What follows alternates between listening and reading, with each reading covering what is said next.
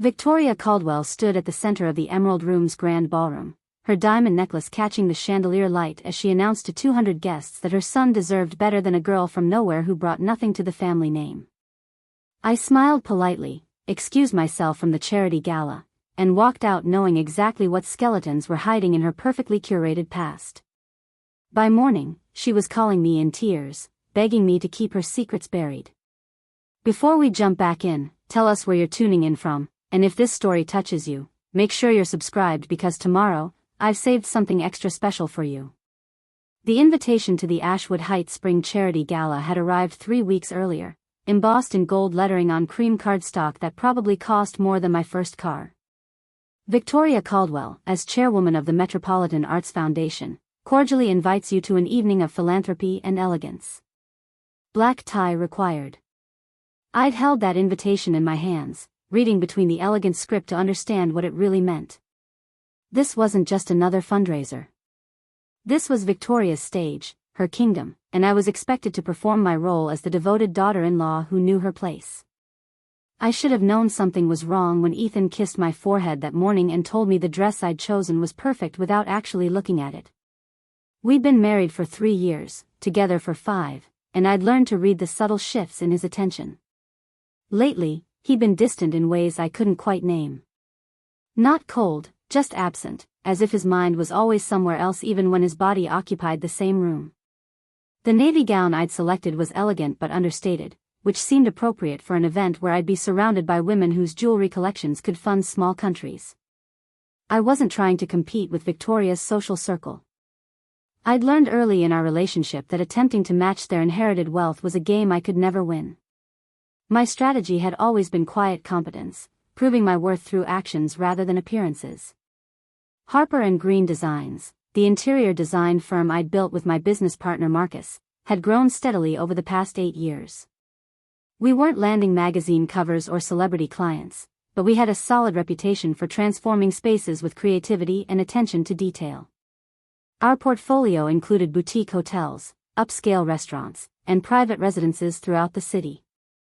I took pride in work that spoke for itself, in solutions that elevated ordinary rooms into memorable experiences. Ethan had seemed proud of my success when we first met. He'd been genuinely interested in my design philosophy, asked thoughtful questions about my projects, and introduced me to his colleagues as someone with vision and talent. Back then, before the wedding, before the slow absorption into the Caldwell family orbit, I'd believed we were building something together as equals. The Emerald Room lived up to its name with walls painted in deep hunter green, accented by brass fixtures that gleamed under crystal chandeliers. Arrangements of white orchids and pale roses decorated every surface, their subtle fragrance mixing with expensive perfumes worn by guests who glided through the space with practiced ease. I recognized faces from society pages and business magazines, the kind of people for whom events like this were routine obligations rather than special occasions. Victoria held court near the main entrance, positioned perfectly to greet every arrival with her calculated warmth. At 58, she maintained the kind of refined beauty that came from excellent genetics, expensive skin care, and the confidence of someone who'd never questioned her place in the world. Her silver hair was styled in an elegant twist, and her emerald gown matched the room's color scheme in a way that couldn't possibly be coincidental. She'd probably selected the entire palette months ago, ensuring she'd be the visual centerpiece of her own event. Natalie, darling. Her smile reached her eyes with precisely measured enthusiasm as she air-kissed both my cheeks. How lovely that you could make it. The subtle emphasis on could suggested my attendance had been optional, uncertain, perhaps even surprising.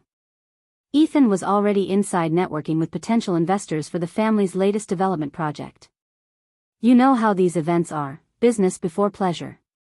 I knew exactly how these events were. They were opportunities for Victoria to remind everyone of the Caldwell family's prominence while simultaneously reminding me of everything I wasn't. Old money, established connections, generations of social capital that couldn't be earned through mere work or achievement. I was the outsider who'd married in, the girl from a middle-class background who'd had the audacity to fall in love with her son. The ballroom opened before me like a stage set designed to intimidate. Circular tables dressed in ivory linen surrounded a central dance floor where a jazz quartet played sophisticated background music. Servers moved through the crowd with trays of champagne and delicate hors d'oeuvres that were probably more art than food. Everything was perfect, polished, and utterly impersonal. I spotted Ethan near the bar, deep in conversation with three men I recognized from Caldwell Development Corporation board meetings. His tuxedo fit him perfectly, tailored to emphasize his athletic build, and his dark hair was styled with just enough casualness to suggest effortless sophistication. When we'd met 5 years ago at a restaurant opening I'd designed, I'd been struck by how different he seemed from the privileged stereotype I'd expected. He'd been curious about my work, interested in the creative process, genuinely engaged in conversations that went beyond superficial small talk. Now, watching him laugh at something one of the board members said, I saw the man he'd become under his mother's influence. Polished, professional, and completely comfortable in this world of inherited privilege and unspoken hierarchies. When had the shift happened? When had he stopped seeing me as an equal partner and started viewing me through his mother's critical lens? I made my way through the crowd, accepting polite greetings from acquaintances who knew my face but rarely my name. The conversations around me buzzed with discussions of market trends, vacation properties, and social commitments that filled calendars months in advance. These were people who measured success differently than I did, for whom achievement meant maintaining status rather than building something new. Ethan, I said softly when I reached his side, touching his elbow in a gesture that had once been automatic intimacy. He turned with a smile that looked genuine until I noticed it didn't quite reach his eyes. Natalie, you made it. His tone carried the same surprise Victoria's had, as if my attendance at his mother's gala wasn't a given. Gentlemen, you remember my wife. The three board members nodded with varying degrees of warmth. I'd met them all before at company functions, learned their names and their positions, asked intelligent questions about projects and strategies. Yet each time felt like starting over, as if my presence in Ethan's life was still a temporary phenomenon they hadn't quite accepted as permanent. We were just discussing the Riverside District development, one of them said, already turning back toward Ethan to resume their conversation. The zoning approval came through faster than expected. I stood beside my husband, listening to talk of construction timelines and profit margins, feeling increasingly invisible. Ethan didn't introduce me into the conversation or create space for my perspective. He simply continued talking as if I wasn't there, his attention completely absorbed by business matters that apparently couldn't include me despite being family. After several minutes of being decorative background, I excused myself with words nobody acknowledged. The rejection stung in ways I'd grown too familiar with over the past year. These small dismissals, individually insignificant, had accumulated into a pattern I could no longer ignore. Something fundamental had shifted in how Ethan saw me, and I suspected Victoria's influence had everything to do with it. Near the silent auction tables displaying vacation packages and luxury goods, I found Lauren Kim examining a spa weekend basket with genuine interest. My best friend since college looked stunning in a burgundy dress that complemented her complexion perfectly, and her presence felt like oxygen in a room where I'd been holding my breath. Please tell me you're bidding on something ridiculous so I can live vicariously, I said, grateful for a friendly face. Lauren turned with a grin that faded when she saw my expression. What happened? You've got that look. What look? The one where you're pretending everything's fine but you're actually planning escape routes. She linked her arm through mine and steered me toward a quieter corner near the windows overlooking the manicured gardens. Talk to me.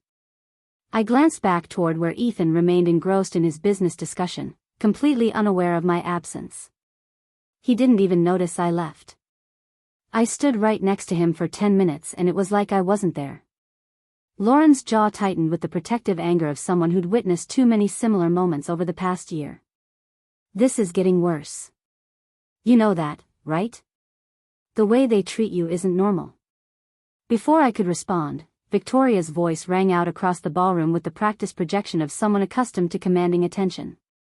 Ladies and gentlemen, if I could have your attention please. The moment had arrived for her to take center stage, to remind everyone why they'd been invited to celebrate her vision and generosity. The crowd quieted as Victoria positioned herself near the microphone, her posture perfect and her smile radiant. Tonight we gather not just to raise funds for the Metropolitan Arts Foundation, but to celebrate the transformative power of culture and community. She paused for effect, her timing impeccable. The Caldwell family has long been committed to enriching our city through support of the arts, and I'm thrilled to announce that this year's gala has already exceeded our fundraising goals. Applause rippled through the room. Victoria basked in it with the comfort of someone who'd been receiving accolades her entire life. She continued speaking about foundation initiatives and upcoming programs, her words polished and persuasive. This was her element, her domain, and she commanded it with absolute authority. Then her gaze found me across the crowded room, and something shifted in her expression. A calculation passed behind her eyes, quick and decisive. I'd like to take a moment to acknowledge some special people here tonight. My son Ethan, whose business acumen continues to elevate the Caldwell name. She gestured toward him, and the spotlight seemed to find him naturally. He's built on his father's legacy with vision and dedication that makes us all proud. More applause. Ethan smiled with appropriate modesty, accepting congratulations from those around him. I waited for Victoria to mention me, to acknowledge her daughter-in-law with even a brief courtesy. Preparing and narrating this story took us a lot of time, so if you are enjoying it, subscribe to our channel, it means a lot to us. Now back to the story. Instead, she continued in a different direction. Family legacy matters in a world that often prioritizes flash over substance. The Caldwell name represents generations of commitment to excellence, to maintaining standards that elevate rather than diminish. Her voice carried across the silent room with deliberate emphasis. When we choose to align ourselves with others, we must consider what they bring to that legacy. Not everyone understands the weight of established tradition or possesses the refinement necessary to uphold it. The words hung in the air like accusations. Around me, I sensed rather than saw the subtle shifts in attention. Heads turning slightly. Eyes cutting toward me with curiosity or pity or uncomfortable recognition of what was happening. Victoria's smile remained warm even as her words grew colder. My son deserves a partner who enhances rather than detracts from everything our family has built. Someone who brings equivalent standing, who understands that marriage at this level isn't simply about personal feelings but about preserving what matters. She paused, her gaze still fixed on me across the distance. Not everyone is equipped for that reality, regardless of their ambitions. The ballroom had gone completely silent except for the soft background music that suddenly seemed grotesquely cheerful.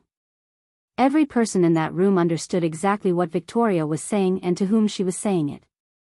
This wasn't subtle subtext or veiled criticism. This was public condemnation delivered with a smile, wrapped in language about legacy and standards but aimed directly at destroying whatever dignity I had left. Heat flooded my face. My hands trembled slightly as I stood frozen in place, unable to move or respond. Lauren's grip on my arm tightened, her nails pressing into my skin through the fabric of my dress. Around us, people shifted with discomfort or fascination, witnessing my humiliation as entertainment. I looked toward Ethan, desperate for him to intervene, to defend me, to acknowledge the cruelty of what his mother had just done. He stood completely still, his expression unreadable. Not shocked. Not angry. Just blank, as if he were watching something that didn't concern him personally. That blankness hurt worse than Victoria's words. My husband, the man who'd promised to love and protect me, stood silent while his mother publicly declared me unworthy. In that moment, I understood that whatever we'd once had was gone, replaced by his unwavering loyalty to family hierarchy where I would always be the outsider looking in. Victoria returned to discussing foundation programs as if nothing significant had happened, smoothly transitioning back to her prepared remarks. The crowd gradually resumed their conversations with forced normalcy, but I felt their awareness like physical pressure. Everyone knew what they'd witnessed. Everyone understood the message Victoria had delivered. I have to leave, I whispered to Lauren, finding my voice finally. I can't stay here. Lauren nodded immediately, already moving toward the exit with me. Her car or mine? Mine. I need to drive. I needed the control, the action, something to focus on besides the overwhelming urge to scream or cry or confront Victoria in front of everyone. We walked toward the exit with measured steps that felt like wading through quicksand. Victoria's voice continued behind us, cheerful and commanding. Ethan remained where I'd left him, still surrounded by board members who'd probably already forgotten I existed. Nobody stopped us. Nobody asked if I was okay. We simply became two more guests departing early from a successful event. The night air hit my face like a shock, cool and clean after the perfumed atmosphere inside. My Tesla sat in the parking lot exactly where I'd left it 90 minutes earlier, back when I'd still believed this evening might turn out differently. Lauren climbed into the passenger seat without asking, her presence the only thing keeping me from completely falling apart. I started the engine but didn't immediately drive. My hands gripped the steering wheel as tremors ran through my body, adrenaline and humiliation mixing into something that felt dangerously close to rage. 3 years of marriage. 5 years together. And tonight Victoria had publicly declared me inadequate in front of everyone who mattered in Ethan's professional and social world. "What are you going to do?" Lauren asked quietly. "I don't know." The honest answer felt like defeat. What could I do? Confront Victoria and prove her point that I lacked the refinement to handle conflict gracefully? Demand Ethan choose between his mother and his wife when his silence tonight had already revealed his choice? Accept my place as the unsuitable spouse who should be grateful for whatever scraps of acceptance I received? None of those options felt remotely satisfying. None of them addressed the fundamental problem that I'd spent 3 years trying to earn approval from people who decided from the beginning that I could never be good enough. I pulled out of the parking lot and drove through Ashwood Heights, past estates with manicured lawns and historic architecture. This neighborhood represented everything the Caldwell family valued. Established wealth. Unquestioned status. The kind of security that came from generations of accumulated advantage rather than individual achievement. My phone started buzzing in my purse. Once, twice, 3 times in rapid succession. I knew without looking that it was Ethan, probably wondering where I'd disappeared to or perhaps being informed by someone that his wife had left his mother's event early. The thought of reading his messages made my stomach twist with nausea. "Don't answer it," Lauren advised, watching my face in the dashboard light. I wasn't planning to. I needed space to think clearly without Ethan's explanations or justifications clouding my judgment. Tonight had revealed something I'd been avoiding for months. My marriage wasn't struggling because of temporary stress or communication problems. It was failing because I'd never truly been accepted as an equal partner in Ethan's life. We drove in silence for several miles before I realized I was heading toward my design studio rather than home. The building that housed Harper and Green Designs occupied a converted warehouse in the Riverside district, an area that was steadily gentrifying with art galleries and independent businesses. This was my space, built with my own vision and effort, and right now it felt like the only place I truly belonged. I parked in the empty lot and sat staring at the darkened windows of my office. Lauren waited patiently beside me, understanding that I needed time to process before talking. My phone buzzed again. Then again. The messages were accumulating, and part of me was curious what Ethan had to say about his mother's public attack. Did he think I was overreacting? Did he expect me to return to the gala and pretend nothing had happened? Had he even noticed the cruelty of Victoria's words, or was I supposed to accept this as normal family dynamics? I finally pulled out my phone and scrolled through the notifications. 7 missed calls from Ethan. 3 text messages. The first read, "Where did you go? People are asking about you." Not asking if I was okay. Not apologizing for his silence. Just concerned about appearances and other people's questions. The second message, "Mom says you seemed upset."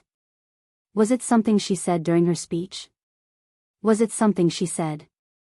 As if I might have misunderstood Victoria's carefully crafted insults. As if my reaction was the problem rather than his mother's behavior. The third message arrived while I was reading. "Can we talk about this at home? I don't understand why you left like that." I stared at those words, feeling something inside me crystallize into cold clarity. Ethan didn't understand because he'd never been on the receiving end of his mother's judgment. He'd never had to prove his worth or justify his existence in a family that had decided from the beginning he didn't belong. He lived in a world where acceptance was automatic, where his value was inherent rather than contingent on meeting impossible standards. I'd been fighting that battle alone for 3 years, trying to win approval that was never going to come. Victoria didn't want a daughter-in-law who was smart or talented or accomplished. She wanted someone from her own social circle, someone whose family name carried equivalent weight, someone who would maintain rather than challenge the established order. I wasn't that person. I would never be that person. And tonight had made it clear that continuing to try was destroying me piece by piece. Lauren spoke carefully, as if approaching something fragile. What are you thinking right now? I'm thinking that I've been playing a game where the rules were designed to make me lose. I kept my voice steady despite the emotions churning inside. Victoria doesn't want me in Ethan's life. She never has. And he's not willing to stand up to her. So what's your move? The question hung between us in the quiet car. What was my move? I could go home and have the inevitable argument with Ethan where he'd minimize his mother's behavior and suggest I was being too sensitive. I could demand marriage counseling that would probably reveal we'd already grown too far apart to fix what was broken. I could accept my role as the perpetual outsider and keep trying to earn acceptance that would never come. Or I could do something different. Something that acknowledged the power I'd been afraid to claim because using it would mean admitting my marriage was truly over. I need you to tell me something honestly, I said to Lauren. And I need you to not sugarcoat it because you're trying to protect my feelings. Okay. She turned in her seat to face me directly. The thing I found out about Victoria 6 months ago. The information I told you I'd never use because it felt too much like blackmail. I paused, making sure I really wanted to ask this question. Do you think I'm a terrible person for considering using it now? Lauren was quiet for several seconds, thinking carefully before responding. I think Victoria just humiliated you in front of 200 people while your husband stood by and let it happen. I think you've spent 3 years trying to meet impossible standards while being treated like you're not good enough to breathe the same air. And I think that if you have information that could level the playing field, using it doesn't make you terrible. It makes you smart. Her words settled over me like permission I'd been waiting for someone to grant. 6 months ago, while designing the lobby renovation for a boutique hotel downtown, I'd encountered someone from Victoria's past. Someone who'd known her before she became Victoria Caldwell, back when she was Vicky Morrison from a working-class neighborhood in the industrial part of the city. Someone who remembered the secrets she'd buried under layers of cultivated refinement and invented history. I'd been shocked by what I'd learned, disturbed by the lengths Victoria had gone to erase her origins and construct an entirely new identity. I'd told Lauren about it because I needed to tell someone, but I'd decided never to use the information. It felt too much like stooping to Victoria's level, too cruel, too destructive. But tonight had changed the calculation. Victoria had drawn blood first, publicly and deliberately. She'd made it clear that as long as I remained in Ethan's life, she would continue attacking me in ways designed to destroy my confidence and isolate me from any support. Maybe it was time Victoria understood that everyone had vulnerabilities, even queens of society who believed themselves untouchable. I need to make some calls tomorrow, I said finally. There's someone I need to talk to. Someone who knows things that Victoria has worked very hard to keep buried. Lauren nodded slowly. Are you sure about this? Once you go down this road, there's no taking it back. I'm sure. The certainty felt solid in my chest, grounding me after hours of feeling adrift. I've tried doing everything the right way. I've been patient and understanding and respectful even when they treated me like garbage. Where did it get me? Tonight Victoria told an entire ballroom full of people that I'm not good enough for her son, and Ethan said nothing. So yes, I'm absolutely sure. We sat in the parking lot for another hour while I explained what I discovered about Victoria's past and how I planned to use it. Not as revenge, but as leverage. As insurance against future attacks. As proof that nobody's position was so secure that they could treat others with impunity. By the time Lauren left in a taxi and I drove home alone, the night had shifted from disaster to opportunity. Victoria thought she held all the power, thought her position in society made her invulnerable. Tomorrow morning, she was going to learn exactly how wrong she was. The house I'd shared with Ethan for 3 years looked different when I pulled into the driveway at midnight. The colonial revival architecture that had seemed charming now felt pretentious. The perfectly maintained landscaping reminded me of everything I'd never quite fit into. This had never truly been my home. It was a Caldwell property where I'd been a temporary guest, tolerated but never truly welcomed. Inside, Ethan waited in the living room with a glass of scotch and an expression of confused frustration. His jacket and tie were discarded, his shirt partially unbuttoned, and his hair disheveled from running his hands through it repeatedly. "Where have you been?" He stood as I entered, his tone hovering between anger and concern. "You left the gala without telling anyone. Mom is upset. People were asking questions I couldn't answer." I set my purse on the entrance table with deliberate care, taking my time before responding.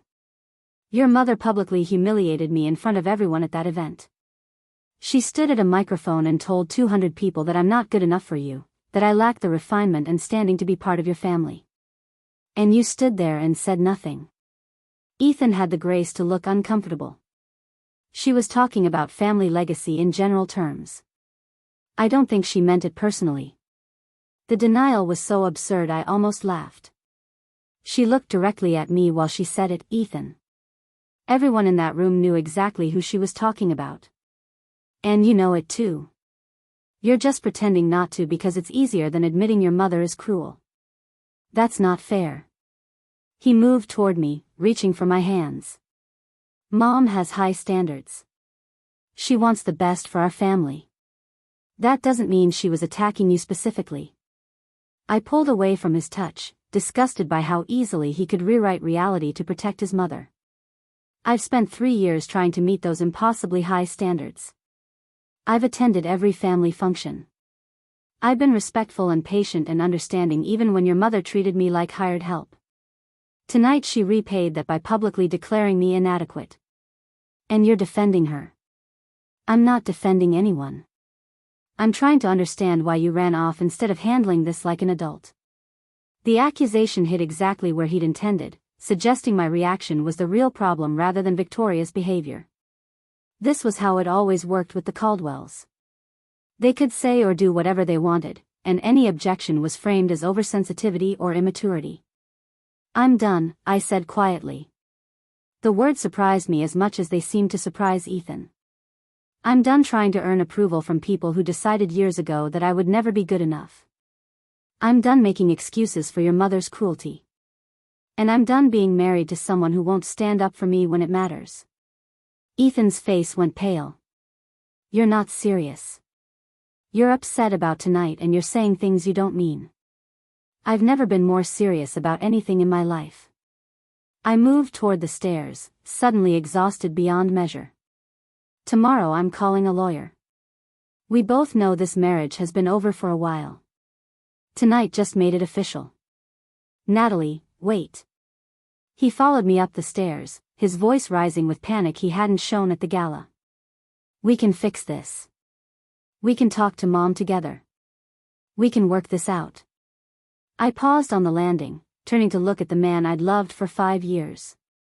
He looked genuinely distressed now, finally showing emotion he'd been absent when I'd needed it most. But the panic in his eyes wasn't about losing me.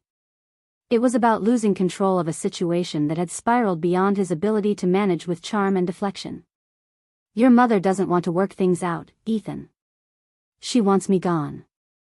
And you're not willing to choose me over her. So this conversation is pointless."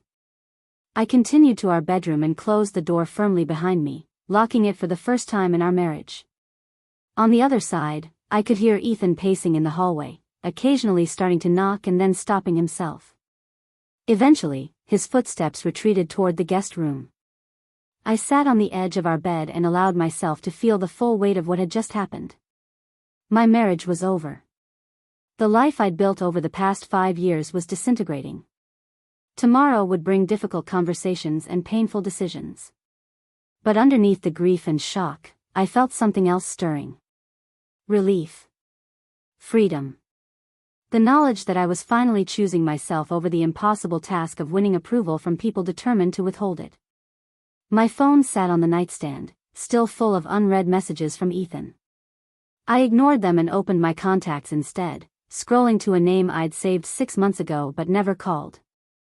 Christopher Yuan had given me his card during that chance encounter at the hotel renovation, the conversation where I'd learned about Victoria's hidden past. He was a lawyer now, successful and discreet, specializing in cases where sensitive information needed careful handling.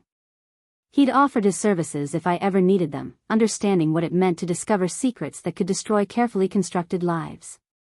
Tomorrow morning, I would call Christopher.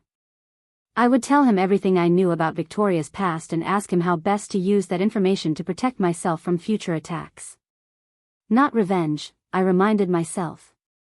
Just insurance. Just proof that even people who seemed untouchable had vulnerabilities they'd prefer to keep hidden. Victoria thought tonight's humiliation would break me, would drive me away from her son and out of her life permanently. Instead, it had done something else entirely.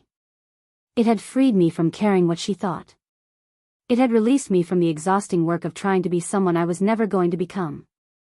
And it had given me permission to use the only weapon I had in a war I hadn't chosen but was now prepared to fight. Tomorrow, Victoria Caldwell was going to learn that the girl from nowhere she dismissed so completely knew exactly how to make powerful people very uncomfortable.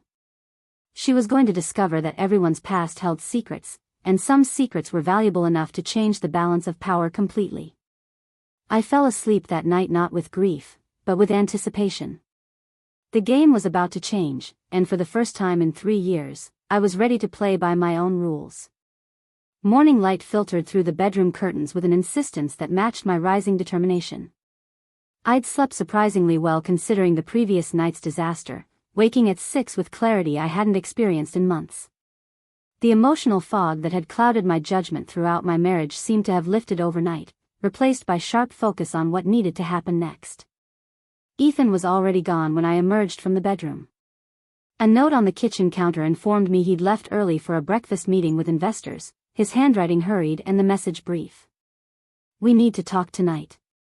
Please don't do anything rash." The assumption that I would wait patiently for him to dictate the terms of our conversation felt typical of how our relationship had functioned. His schedule, his priorities, his mother's approval always taking precedence over my needs or feelings. I made coffee in the silence of our designer kitchen, surrounded by appliances I'd selected and spaces I'd helped organize.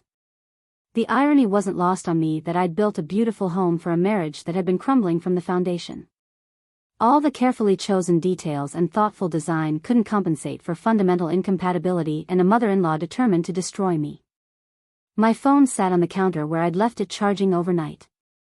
43 missed calls and 27 text messages accumulated since I'd stopped checking around midnight. Most were from Ethan, increasingly frantic as the night progressed. Several were from numbers I didn't recognize, probably friends or family members who'd heard about last night's drama and wanted details. One message stood out from the rest. Christopher Yuan had texted at 7 in the morning, "Good morning, Natalie. I heard about last night's incident at the gala through mutual acquaintances. If you need legal counsel or simply someone to talk to about sensitive matters we discussed previously, my office hours begin at 9. No pressure, just wanted you to know the offer stands." His timing was either remarkably fortunate or Christopher had excellent sources within Ashwood Heights social circles. Either way, his message felt like confirmation that reaching out wasn't an overreaction. I typed a brief response accepting his offer and suggesting we meet at 10, giving myself time to shower and gather my thoughts before facing what came next. The hot water helped wash away lingering tension from the previous night, and I took extra time selecting my outfit. This wasn't about impressing anyone or conforming to expectations. Today I dressed for myself in a tailored charcoal suit that made me feel confident and professional. The woman looking back from the mirror bore little resemblance to the humiliated wife who'd fled the gala. This version of myself looked ready for battle. Before leaving the house, I opened my laptop and began methodically documenting everything I could remember from the previous evening. Victoria's exact words during her speech. The reactions of people around me. Ethan's silence and blank expression when I'd looked to him for support. The text messages he'd sent afterward suggesting I'd overreacted. I saved everything in a password-protected file, knowing that memory fades and emotions distort details. If this situation escalated, I wanted contemporary records of what actually happened. Next, I pulled out the folder I'd created 6 months earlier when I first learned about Victoria's past. Inside were business cards, handwritten notes from conversations, and a USB drive containing photographs I'd taken of documents that shouldn't exist according to Victoria's carefully curated biography. Looking at this evidence now felt different than when I'd initially gathered it. Then, it had seemed like insurance I would never use, information I held simply as protection against some hypothetical future threat. Now it was ammunition. The drive to Christopher's office took me through downtown during morning rush hour. I watched other commuters in their vehicles, heading to jobs and obligations, living ordinary lives uncomplicated by mother-in-law warfare and marriage dissolution. Part of me envied their normalcy even as I recognized that everyone carried hidden struggles invisible from the outside. Christopher Yuan's law firm occupied the 15th floor of a glass tower near the financial district. The reception area spoke of success without ostentation, decorated with modern furniture and abstract art that suggested confidence rather than showiness. His assistant greeted me warmly and led me directly to a corner office with floor-to-ceiling windows overlooking the city. Christopher stood to shake my hand, his expression professional but kind.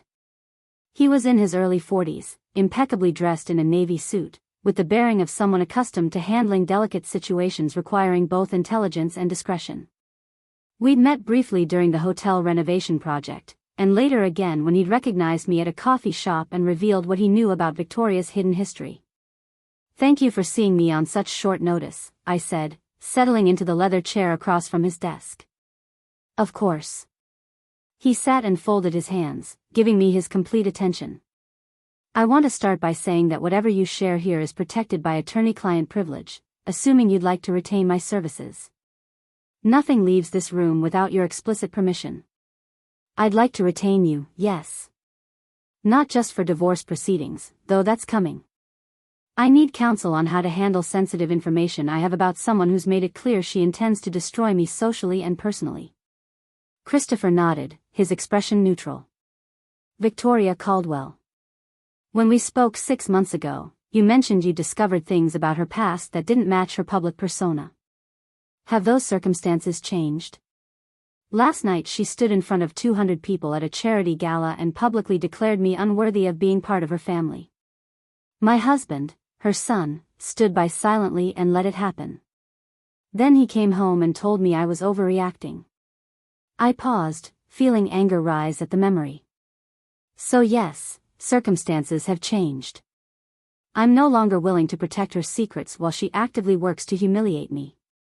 Christopher pulled a legal pad toward him and uncapped a fountain pen. "Tell me everything you know about Victoria's past. Don't leave out details you think might be irrelevant. The full picture matters." For the next hour, I explained what I'd learned 6 months earlier through a chance encounter with someone who'd known Victoria decades ago.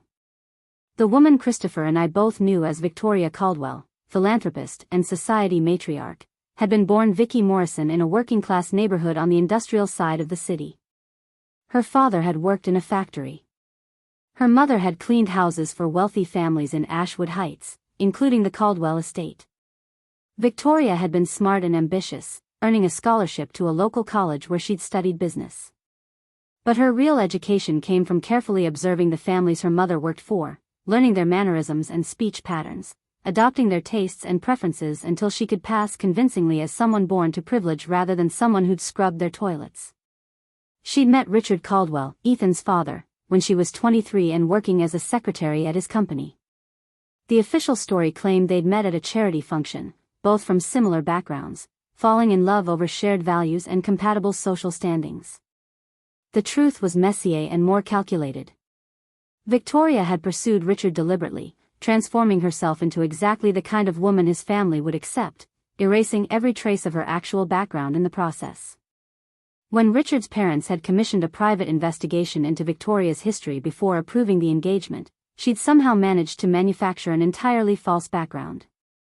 Records had been altered or destroyed. People who'd known her as Vicky Morrison had been paid to relocate or remain silent. Her mother had been moved to a facility upstate where she lived under a different name, financially supported but effectively erased from Victoria's life.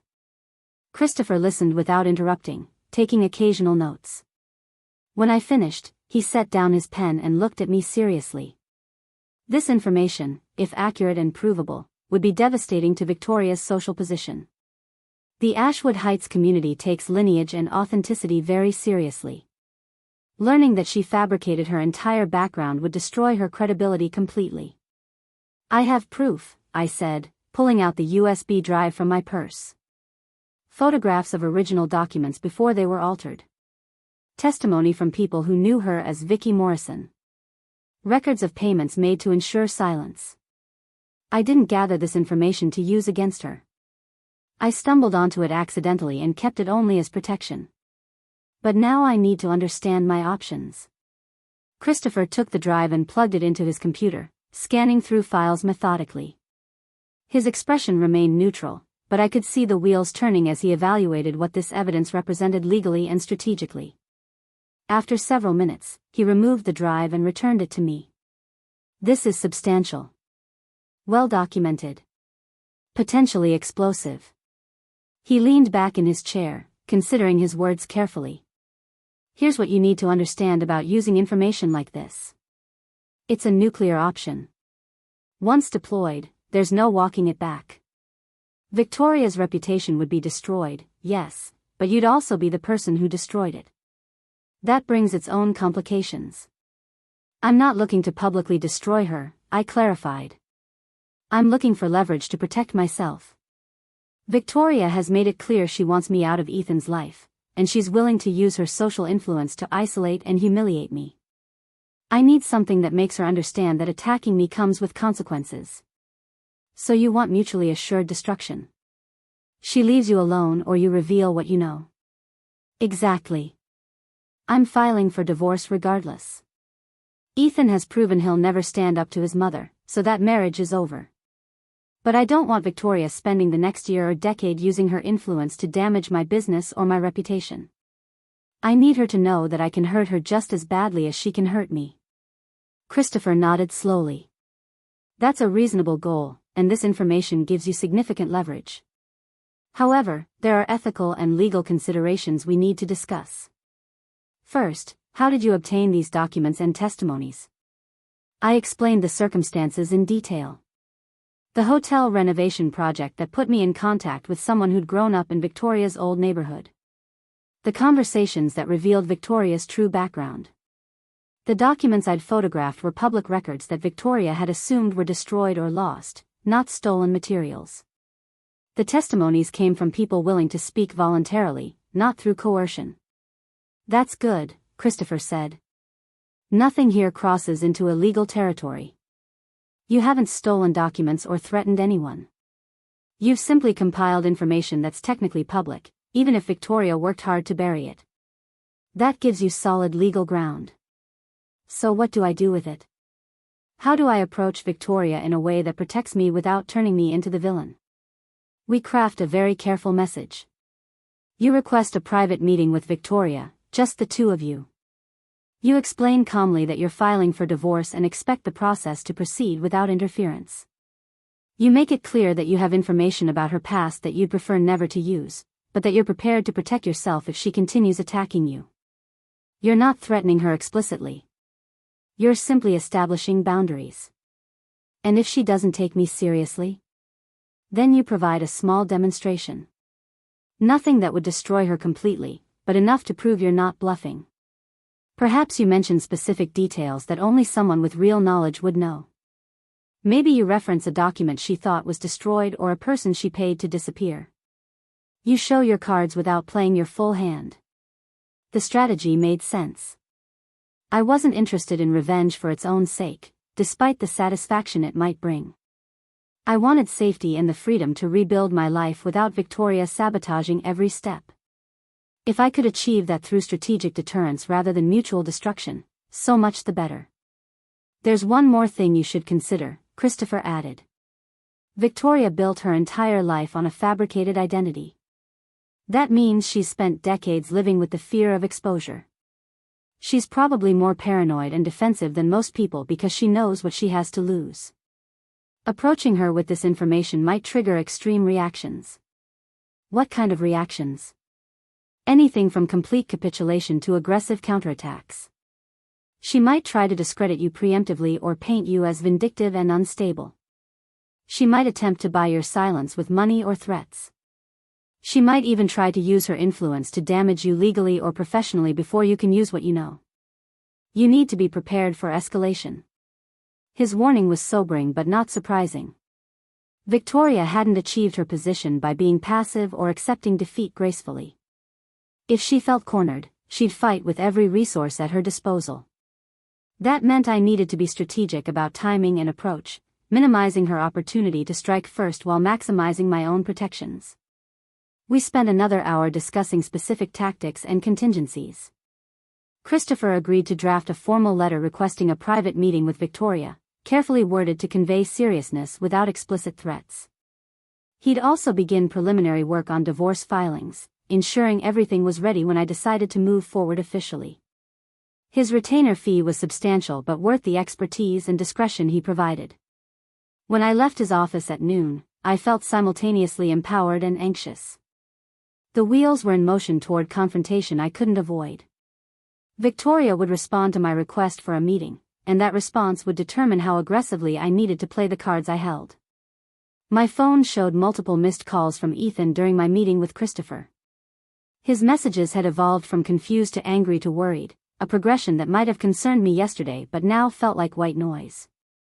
He was calling because he sensed control slipping away, not because he cared about repairing what was broken between us. I drove to my design studio instead of returning home, needing the comfort of space I'd built without Caldwell influence or expectations. Marcus was already there, working on renderings for a restaurant project we'd landed last month. He looked up when I entered, his expression shifting from focused concentration to immediate concern. "You look like you've been through a war," he said, setting aside his tablet. "I feel like I'm preparing for one." I dropped my purse on my desk and collapsed into my office chair. Victoria Caldwell publicly humiliated me last night at her charity gala. Ethan said nothing in my defense. So I'm filing for divorce and making sure Victoria understands that attacking me comes with serious consequences. Marcus whistled low. Damn. I knew things were strained with the in-laws, but public humiliation at a gala is next level. What are you going to do? I just spent 2 hours with a lawyer discussing leverage and strategy. Turns out I know things about Victoria's past that she spent decades trying to bury. Things that would destroy her social position if they became public.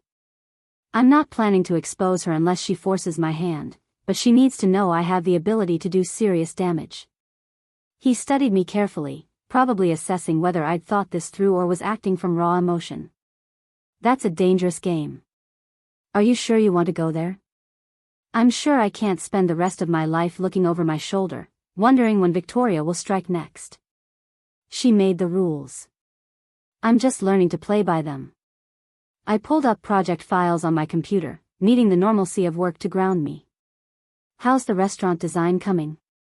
We spent the next few hours discussing tile selections and lighting fixtures, the familiar rhythms of creative collaboration providing welcome distraction from the chaos in my personal life. Marcus knew when to push for details and when to let me work in silence, a partnership we developed over 8 years of building this business together. Around 3 in the afternoon, my phone rang with a number I didn't recognize.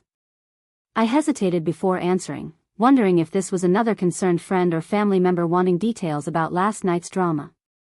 The voice on the other end was cold and controlled. "This is Victoria Caldwell.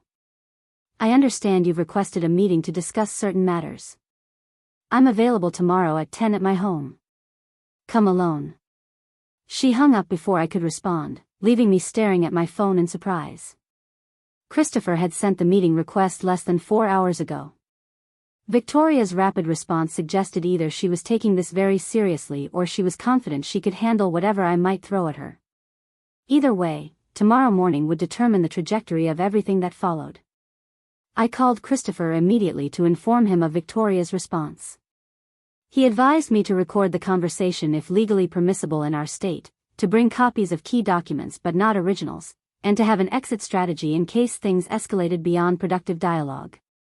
His careful instructions reinforced the reality that I was entering genuinely dangerous territory. That evening, I returned home to find Ethan waiting in the living room with the kind of controlled fury that suggested he'd been building toward explosion all day. His suit jacket was draped over a chair, his tie loosened, and his hair disheveled from repeated agitation. The moment I walked through the door, he stood and turned on me with barely restrained anger. "What the hell did you do today?" His voice was tight and sharp.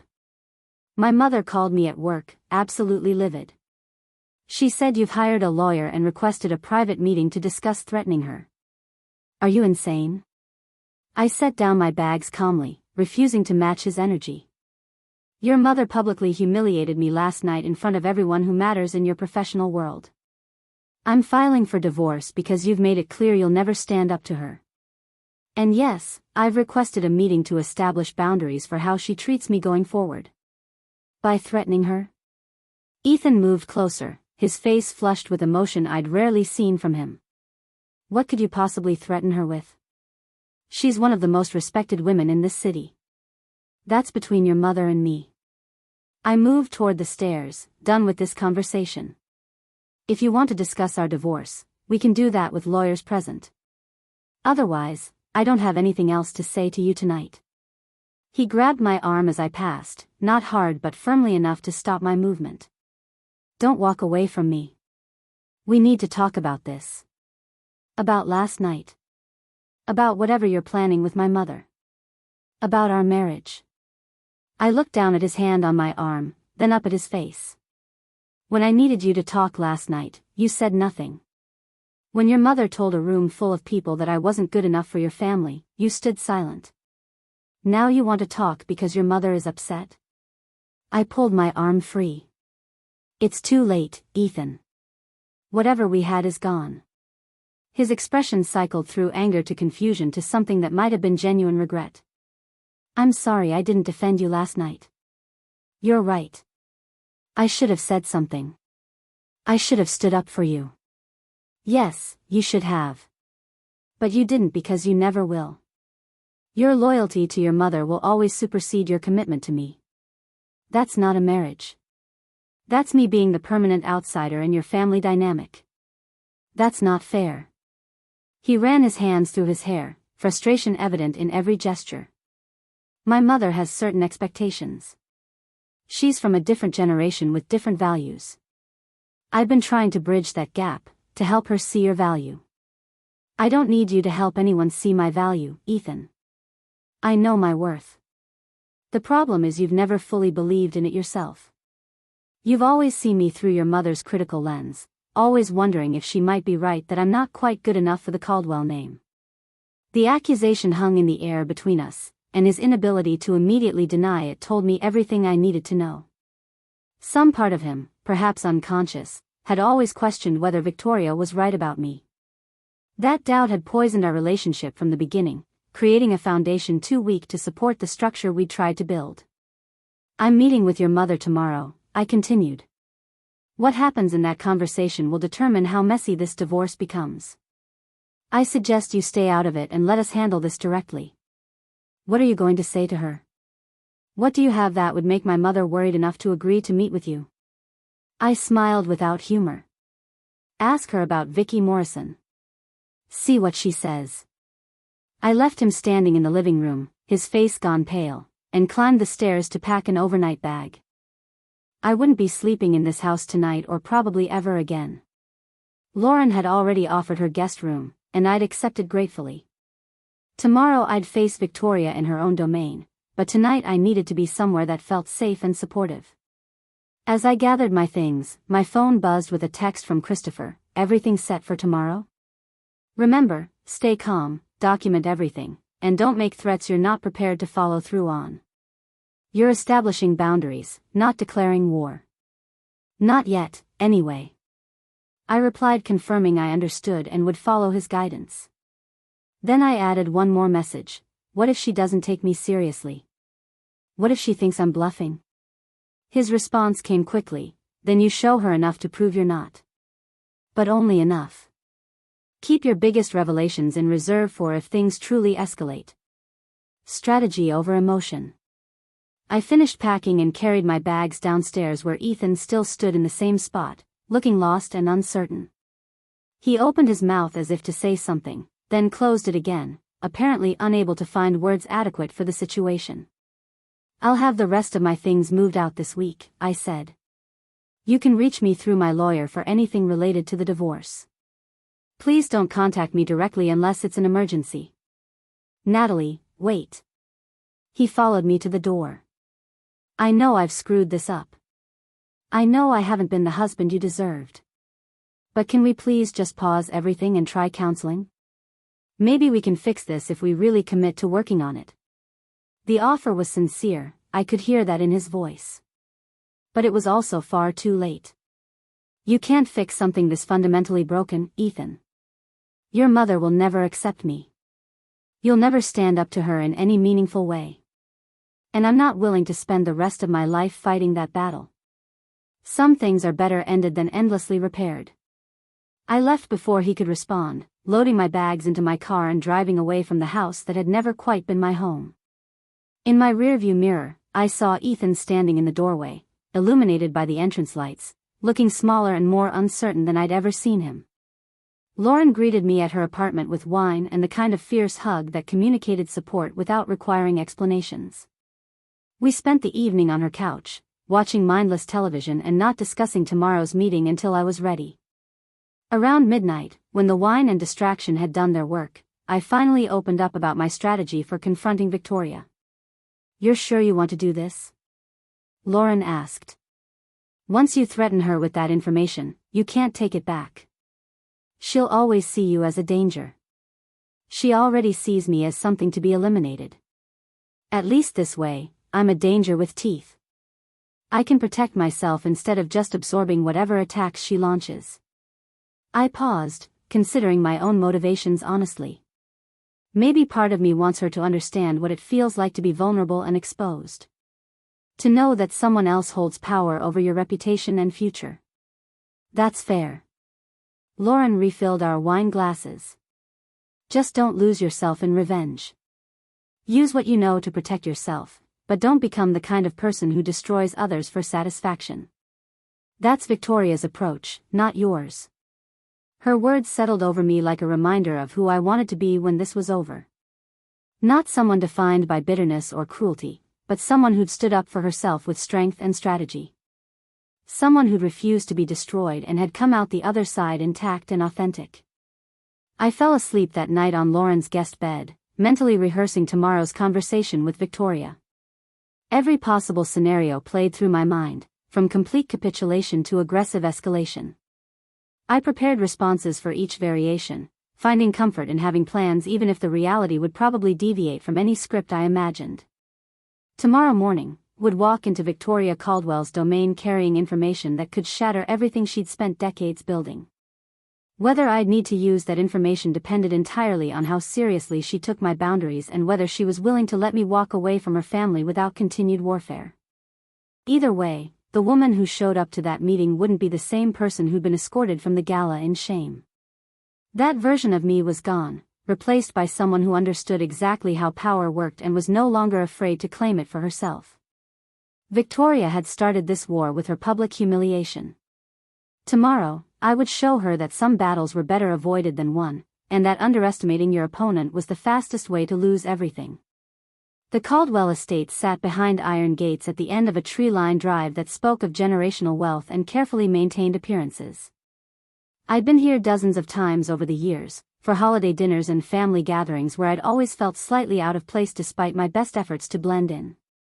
This morning, pulling up to those gates at exactly 10 o'clock, the property looked different. Not intimidating, just revealing. Every manicured hedge and pristine flower bed represented the facade Victoria had spent decades perfecting.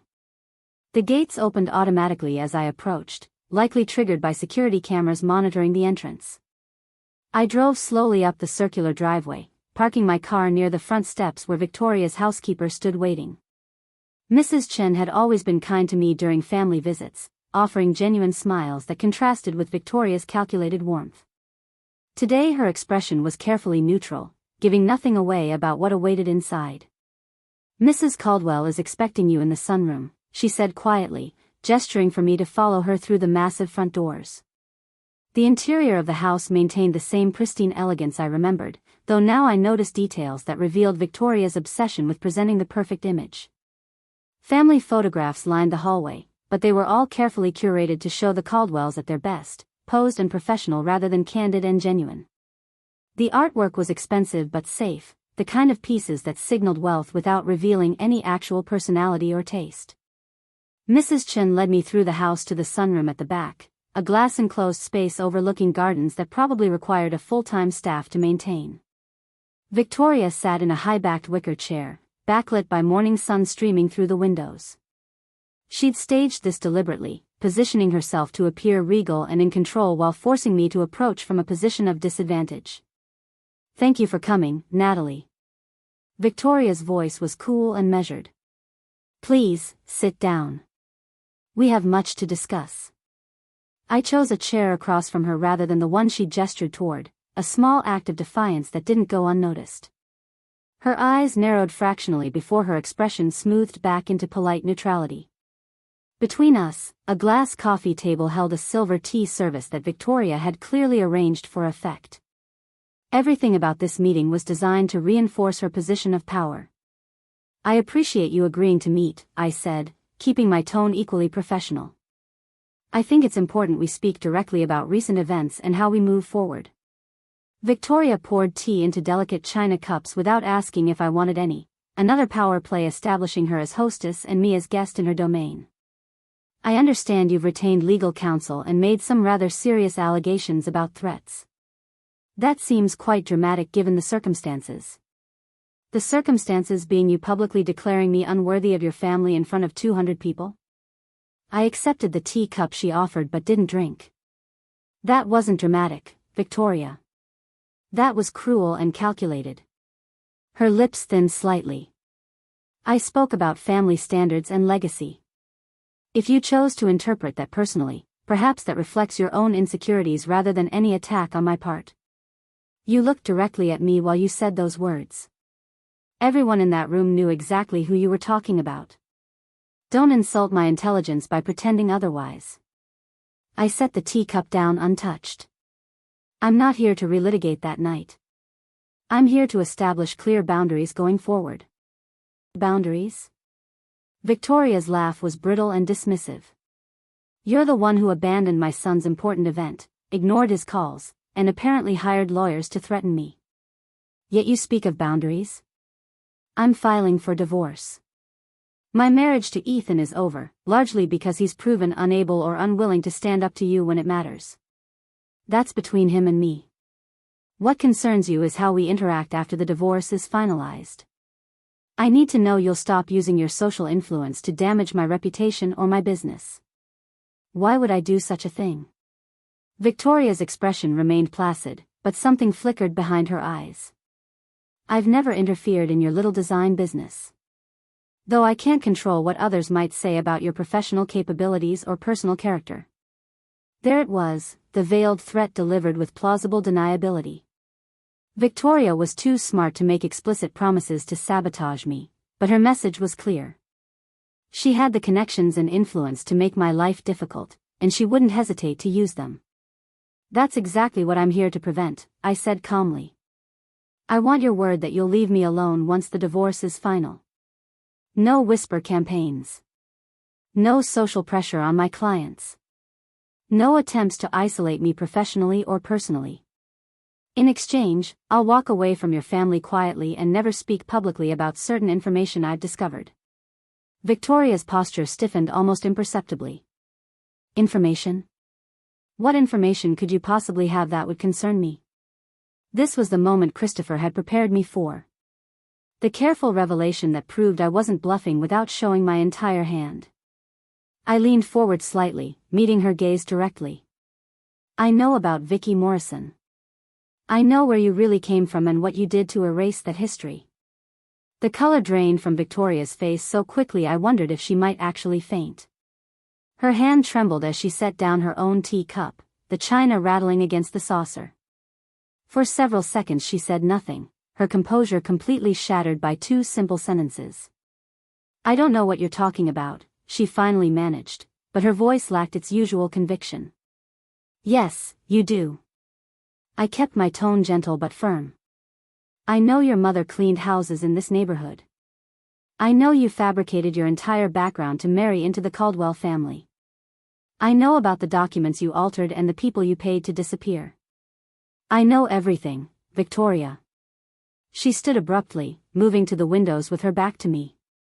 Her shoulders were rigid, hands clasped tightly behind her back. When she spoke again, her voice was barely above a whisper. How did you find out? Does it matter? The point is I know, and I have documentation to prove it. Photographs of original records. Testimony from people who knew you before you became Victoria Caldwell. Everything I'd need to verify the story if I chose to make it public. Victoria turned back to face me, and for the first time I saw genuine fear in her expression. What do you want? Money? Is this blackmail? I don't want your money. I want you to leave me alone. I stood to face her at eye level. I never wanted to use this information. I've known about it for 6 months and said nothing because I'm not interested in destroying you. But I won't stand by while you systematically work to destroy me either. You can't prove any of this. Victoria's voice gained strength as she retreated into denial. Those records are gone. Anyone who might remember has been relocated or compensated for their discretion. You're bluffing. I pulled my phone from my purse and opened the photo gallery, scrolling to images I prepared specifically for this moment. Original birth certificates. High school yearbooks. Property records showing her mother's employment history. I held the phone so Victoria could see without handing it over. Her face went ashen again as she recognized documents she'd believed were destroyed decades ago. Where did you get those? She reached for the phone, but I pulled it back. That doesn't matter. What matters is they exist, and I have them. Along with testimony from people who knew you as Vicky Morrison. People who remember your real story before you rewrote it. I locked my phone and returned it to my purse. I'm not showing you this to hurt you, Victoria. I'm showing you this so you understand I'm serious about my boundaries. She sank back into her chair, suddenly looking much older than her 58 years. The carefully maintained facade had cracked, revealing vulnerability she'd spent a lifetime hiding. For a long moment, she simply stared at her hands, processing the reality that her deepest secret was no longer secure. What exactly are you proposing? Her voice was hollow, defeated. I'm proposing we both walk away from this situation intact. I divorce Ethan quietly, without drama or public accusations. You refrain from using your influence against me professionally or socially. We maintain polite distance and never speak of this again. Your secret remains safe as long as you respect my boundaries. And if I refuse? If I decide to call your bluff and continue opposing you? Then I'll have no choice but to protect myself by making this information public. I sat back down, wanting her to see I wasn't enjoying this. I don't want that outcome, Victoria. Destroying you doesn't benefit me beyond preventing you from destroying me first. But make no mistake, I will do it if you force my hand.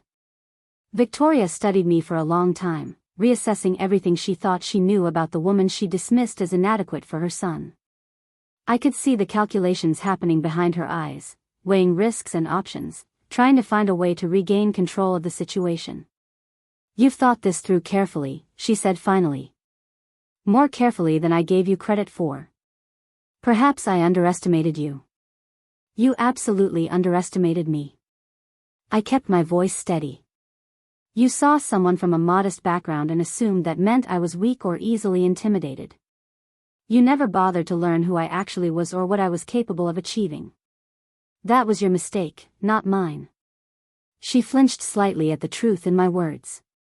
The irony wasn't lost on either of us.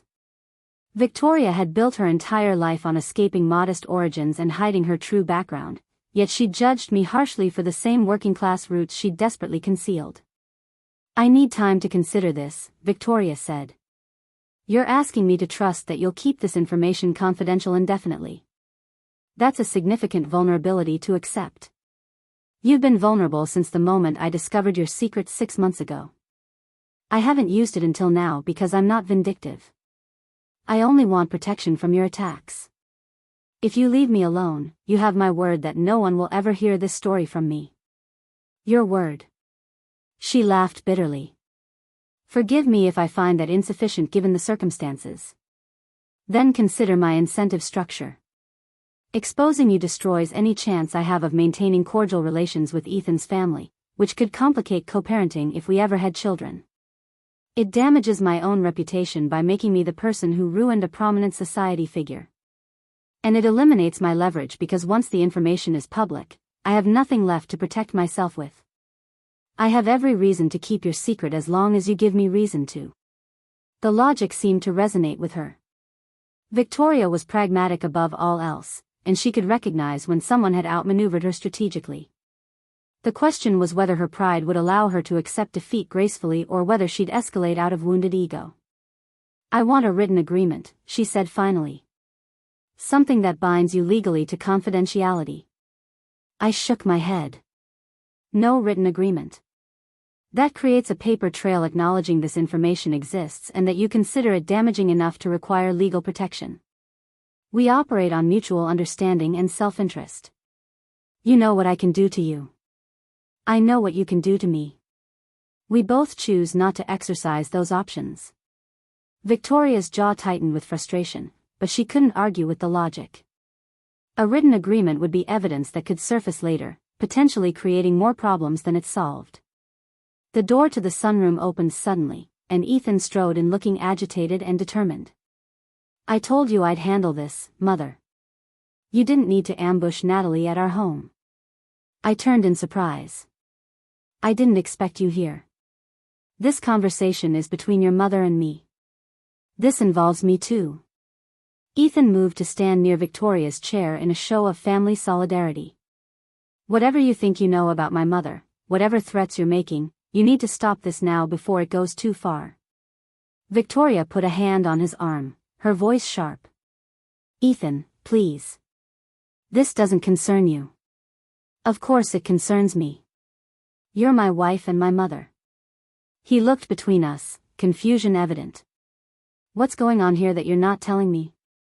Nothing that requires your intervention, Victoria said firmly. Natalie and I are simply discussing terms for moving forward after the divorce. It's a private conversation. She's threatening you. I heard your phone call yesterday. She's trying to extort you with something. He turned to me with anger I'd rarely seen. What kind of person does this? What could you possibly have on my mother that makes you think blackmail is acceptable? I stood, maintaining my composure despite his aggressive tone. I'm not blackmailing anyone. I'm establishing boundaries to protect myself from your mother's ongoing attacks. She's the one who made this adversarial by publicly humiliating me at her gala. You're being oversensitive about her speech. She was talking about family values in general terms. He moved closer, his voice rising. But this? Whatever you're doing now? This is vindictive and cruel. Ethan, that's enough. Victoria's command cut through his tirade. You don't understand the situation and your involvement only makes it worse. Please leave Natalie and me to finish this conversation privately. I'm not leaving until I know what she has on you. He turned back to his mother, his expression desperate. What is she using to threaten you? What secret could possibly be serious enough to have you this worried? The pleading in his voice revealed what I'd long suspected. Ethan had always known on some level that his mother's perfection was constructed rather than authentic. He'd sensed the gaps in her history and chosen not to examine them too closely because the truth might destabilize everything he believed about his family. Victoria stood and placed both hands on Ethan's shoulders, looking directly into his eyes. Some things are better left unexamined. Trust me when I say this is between Natalie and me. Your interference only complicates matters that we can resolve privately. But she's threatening you. I can't just stand by and let that happen. She's protecting herself from me, Victoria corrected quietly. There's a difference. And perhaps I gave her cause to feel protection was necessary. The admission seemed to shock Ethan more than anything else that had been said. His mother never acknowledged fault or weakness. Her concession that she might share responsibility for this conflict contradicted everything he understood about family dynamics. "I don't understand any of this," he said finally, his voice defeated. "You don't need to understand." Victoria's tone softened. "You need to focus on your own relationship with Natalie and how you move forward from here. The issues between her and me are separate from your marriage difficulties." "Our marriage is over," I interjected. "That's not negotiable. I'm filing for divorce regardless of what your mother and I agree to today. You've proven you'll always choose her over me, and I'm not willing to continue fighting that battle." Ethan turned to me with an expression that might have been genuine regret. "I never chose her over you. I was trying to keep peace between the two most important women in my life. By staying silent when she attacked me? That's not keeping peace, Ethan. That's enabling her cruelty while leaving me to absorb the damage." I moved toward the door, ready to leave this suffocating house. "Your mother and I will finish this conversation later. You should go back to work." "Wait." He reached for my arm but stopped short of touching me. "Can we please talk? Just the two of us? About everything? There's nothing left to talk about. Our marriage ended when you stood silent at that gala. Everything since then is just formality and paperwork." I looked at Victoria, who was watching this exchange with unreadable expression. "I'll expect your decision by end of business tomorrow. You know how to reach me." I left the sunroom and walked through the Caldwell house for what I knew would be the final time. Mrs. Chen appeared in the hallway, and I saw sympathy in her eyes as she escorted me to the front door. Behind me, I could hear Ethan's raised voice asking his mother questions she refused to answer. The morning air felt cleaner once I was outside those gates, driving away from the estate that represented everything I'd tried and failed to become part of. My phone rang before I'd gone 2 blocks. Christopher's name appeared on the display. "How did it go?" His voice was cautious. "Better than expected." I shook her, badly. She knows I'm not bluffing, and she understands the stakes. Ethan showed up and tried to intervene, but Victoria shut him down. "She's considering my proposal." "Good. That's ideal outcome so far. Remember, she has 24 hours to respond. Use that time to prepare for either result. If she agrees to your terms, document everything even without written contract. If she refuses, we move to next phase." "What's next phase?" "Controlled exposure. We release just enough information to credible sources that Victoria understands we're serious, but not enough to completely destroy her. Then we give her one more chance to accept boundaries before going fully public." His clinical approach helped ground me in the reality that this was strategy rather than emotional warfare. Victoria would respond based on calculated self-interest, and my job was to make cooperation more appealing than conflict. I spent the rest of that day at my studio, throwing myself into work that had nothing to do with family drama or power struggles. Marcus asked no questions, simply worked alongside me on designs and helped me focus on creating rather than destroying. By late afternoon, I felt almost normal again, though my phone sat nearby like an unexploded device waiting to detonate.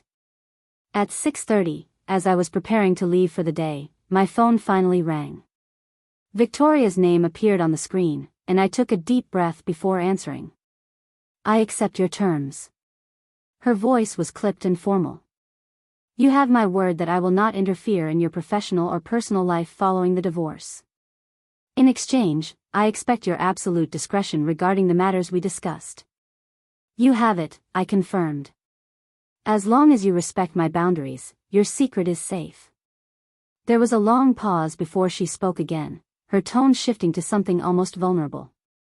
"Did you ever plan to use this against me? Or did I force your hand with my behavior?" The honest answer surprised me. "I never wanted to use it. I discovered your past accidentally and kept it only as protection. If you'd treated me with basic respect, we wouldn't be having this conversation." "I see." Another pause. "For what it's worth, you remind me of myself when I was younger. Perhaps that's why I found you so threatening." The admission was startling in its honesty. Victoria had seen in me a reflection of her own humble origins and ambitions, and that recognition had triggered defensive cruelty rather than solidarity. She'd attacked me for representing everything she'd worked so hard to escape. I'm not you, Victoria. I don't need to erase my past or pretend to be someone I'm not. That's the difference between us. Perhaps. Or perhaps you simply haven't lived long enough to understand the costs of authenticity. She hung up before I could respond, leaving me with that cryptic observation. I called Christopher immediately to report Victoria's acceptance. He congratulated me on the outcome and scheduled appointments to begin formal divorce proceedings. Within an hour, I'd set in motion the legal machinery that would officially end my marriage and extract me from the Caldwell family permanently. That evening, back at Lauren's apartment, I felt a strange mixture of triumph and melancholy. I'd won the confrontation with Victoria, established the boundaries I needed, and protected myself from future attacks. But the cost had been accepting that my marriage was truly over and that the family I'd tried to join would never accept me. You did what you had to do, Lauren said, handing me a glass of wine. Victoria gave you no choice. I know. But using someone's deepest secret as leverage still feels uncomfortable. Even when they absolutely deserved it. She was using her power and position as leverage against you. You just leveled the playing field. There's no moral high ground in letting bullies destroy you while you maintain some abstract principle about taking the high road. Her words made sense intellectually, but emotionally I struggled with having crossed a line I'd never expected to cross. I'd always believed in winning through merit and hard work rather than through leverage and secret information. Victoria had forced me to recognize that sometimes survival required different tools than I'd prefer to use. My phone buzzed with a text from Ethan. Mom won't tell me what happened between you. But she says you're not the person I thought you were. Maybe she's right. Maybe I never really knew you at all. I stared at the message for a long time before responding, you're right. You never knew me. You knew the version of me that tried to fit into your world. The real me was always there, you just weren't interested in looking. His response came quickly, I'm sorry I failed you. I really am. I believe you. But sorry doesn't change anything.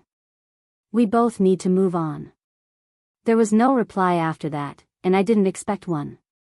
Ethan would process this loss in his own way, probably with his mother's guidance and interpretation. Eventually he'd convince himself that our marriage had been doomed from the start, that we'd been fundamentally incompatible, that the ending was inevitable. He'd revise our history to make sense of the present, just as Victoria had revised her own past. But I would remember the truth. I'd remember the woman who'd fought to belong and learned instead to fight for herself. I'd remember the moment I discovered that power came not from acceptance but from understanding your own worth regardless of others' recognition. And I'd remember that sometimes the strongest thing you can do is walk away from battles you were never meant to win. Victoria had accepted my terms, but we both knew our truce was built on mutual vulnerability rather than mutual respect. She would always see me as a threat who knew too much. I would always see her as a reminder of what happened when ambition consumed authenticity. We would maintain our distance not out of choice but out of necessity, two women bound by secrets neither could afford to expose. The game was over. I'd won survival and extracted myself from a situation that had been slowly destroying me. Tomorrow would bring divorce paperwork and logistics of disentangling my life from Ethan's. But tonight, I allowed myself to simply breathe and recognize that I'd confronted my worst fear and emerged intact on the other side. The divorce papers arrived at my temporary residence 3 weeks after my confrontation with Victoria. Christopher had worked efficiently, drafting documents that divided assets fairly while protecting my interests. Ethan's attorney had surprisingly offered minimal resistance, suggesting Victoria had instructed her son to cooperate rather than engage in prolonged legal warfare. The message was clear. She wanted me gone from their lives as quickly and quietly as possible. I signed the papers in Christopher's office on a Tuesday morning, my hands steady as I wrote my name on each page. The finality should have felt heavier, but instead I experienced unexpected lightness. Each signature represented freedom from expectations I could never meet and approval I would never receive. When I handed the completed documents back to Christopher, he studied my face with concern. How are you holding up? Most people struggle more with this moment. I think I mourned the marriage months ago without realizing it. This just makes it official. I gathered my purse and stood. Besides, I have too much to do to spend time grieving something that was never going to work. That's a healthy perspective. Just don't bury your feelings entirely. Give yourself permission to process the loss when you're ready. His advice was sound, but processing emotions would have to wait. I had a business to rebuild and a life to construct from pieces that Victoria had tried to destroy. Grief was a luxury I couldn't afford while survival still required constant vigilance. Harper & Green Designs had weathered the storm of my personal drama better than I'd feared. Marcus had managed client relationships brilliantly during my distraction, and our reputation remained intact despite whispers in certain social circles about my failed marriage. Still, I noticed subtle changes. Some potential clients from Ashwood Heights suddenly chose other designers. Invitations to certain industry events stopped arriving.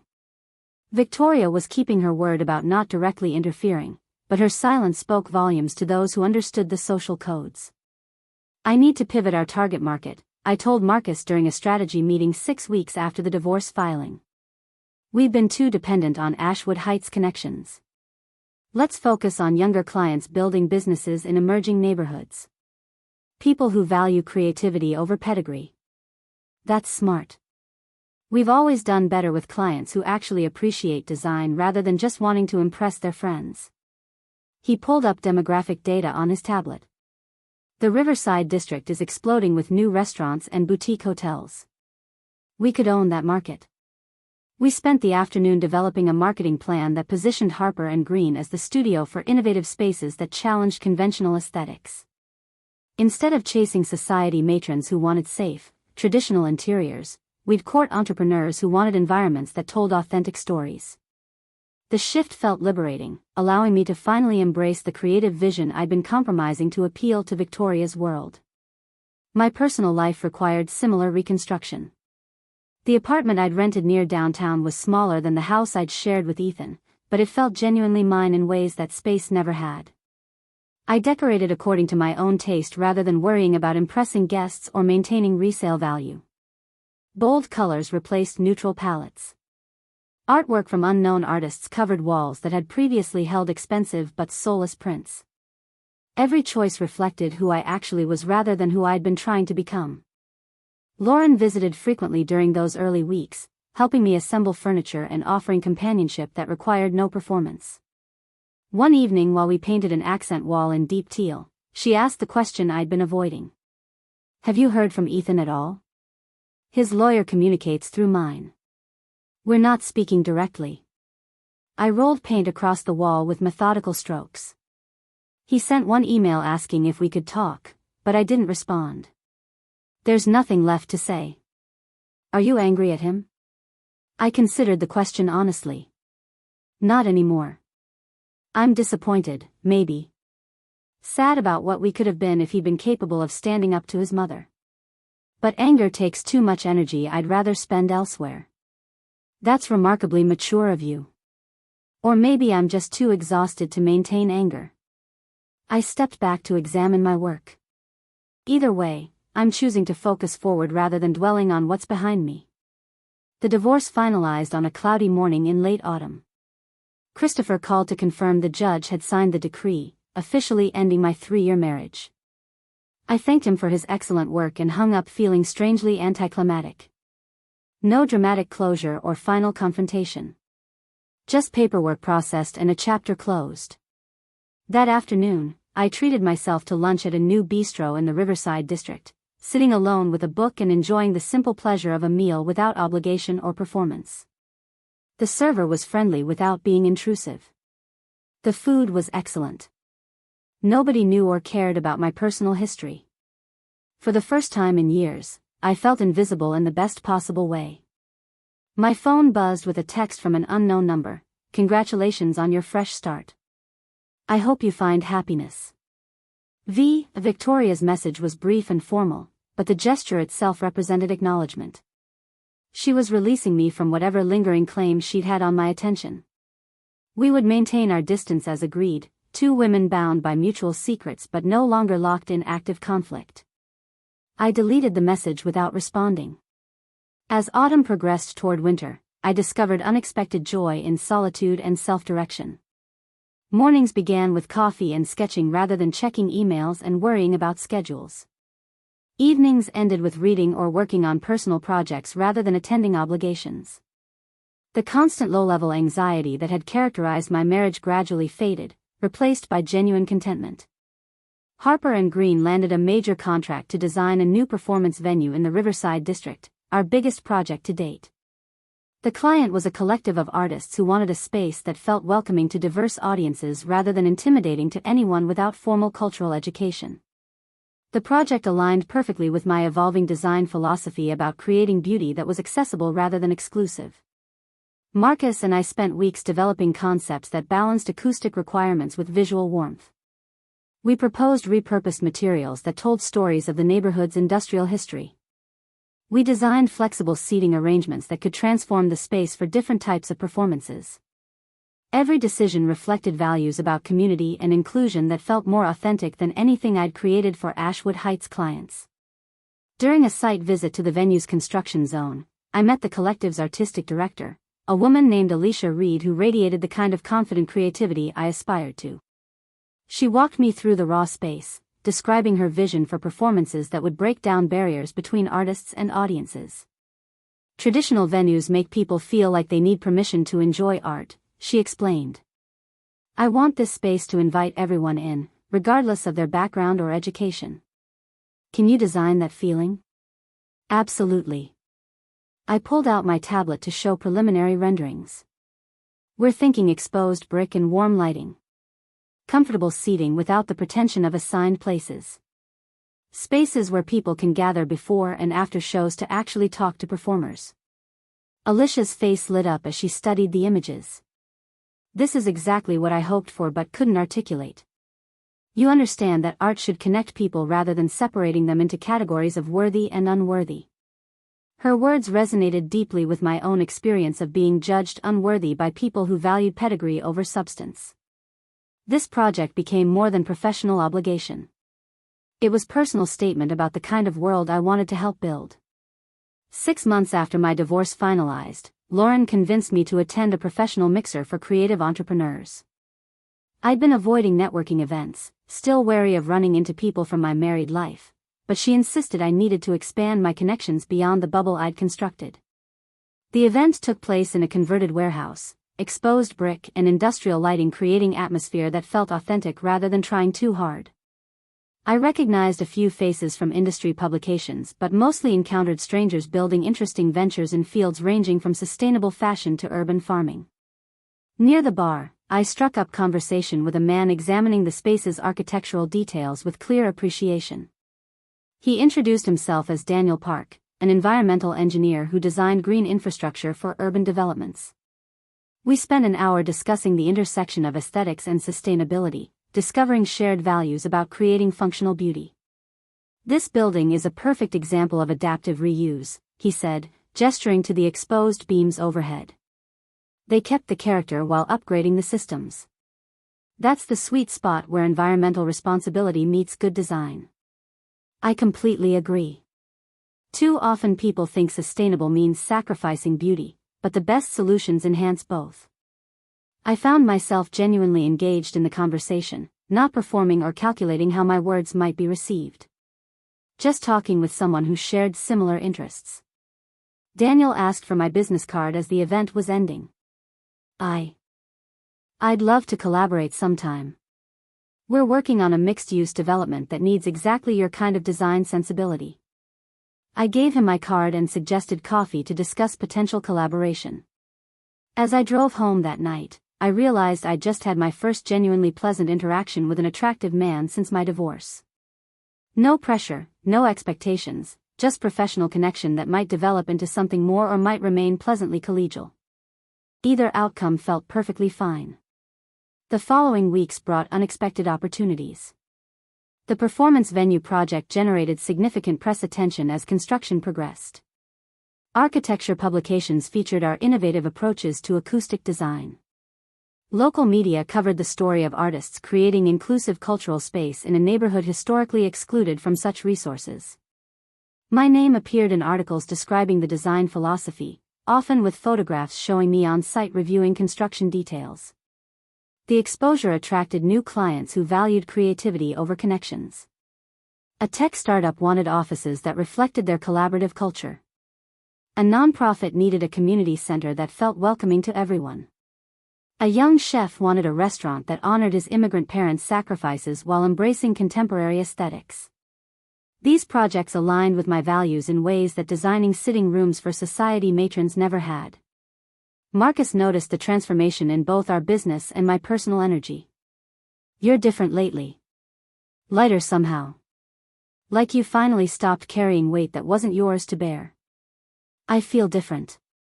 I'm not trying to prove anything anymore.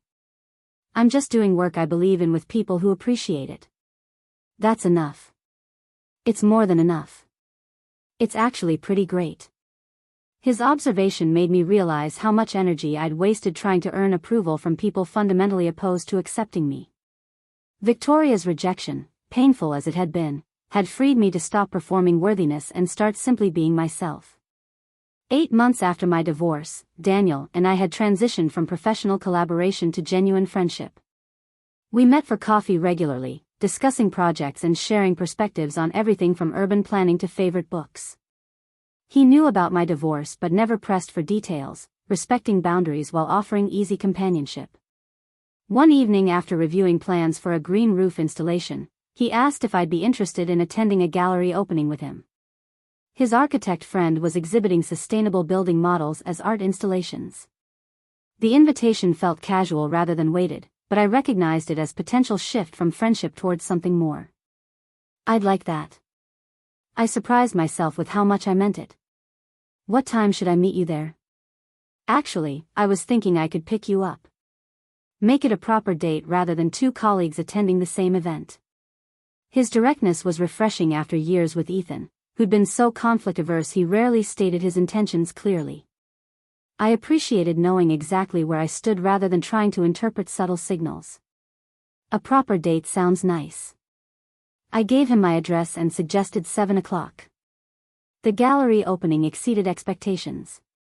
The installations were genuinely thought-provoking, presenting architectural models as sculptural objects that raised questions about how we inhabit urban spaces. Daniel knew most of the artists and introduced me with genuine warmth rather than using me as accessory to enhance his own status. During a conversation about biomimicry in design, I noticed a familiar figure across the gallery. Ethan stood with a woman I didn't recognize, both dressed in cocktail attire appropriate for the art world crowd. Our eyes met briefly, and I saw surprise followed by something that might have been regret or nostalgia. I excused myself from the conversation and approached him, suddenly curious about how I'd feel seeing my ex-husband for the first time since the divorce. Daniel stayed back respectfully, giving me space for whatever needed to happen.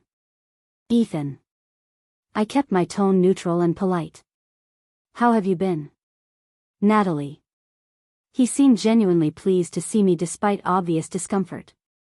"I'm well. This is Amanda Chen, she's with the Regional Planning Commission." "Amanda, this is Natalie Harper, my ex-wife." The introduction stung slightly with its casualness, reducing years of shared history to a simple label. But Amanda's handshake was warm and her smile genuine, suggesting she wasn't someone Victoria had handpicked for appropriate pedigree. "I've heard wonderful things about your design work," Amanda said. "The performance venue project looks amazing." "Thank you. I'm proud of what we're creating there." I glanced at Ethan, noting he looked thinner and somehow less confident than I remembered. "Are you two here together?" "Just as friends and colleagues."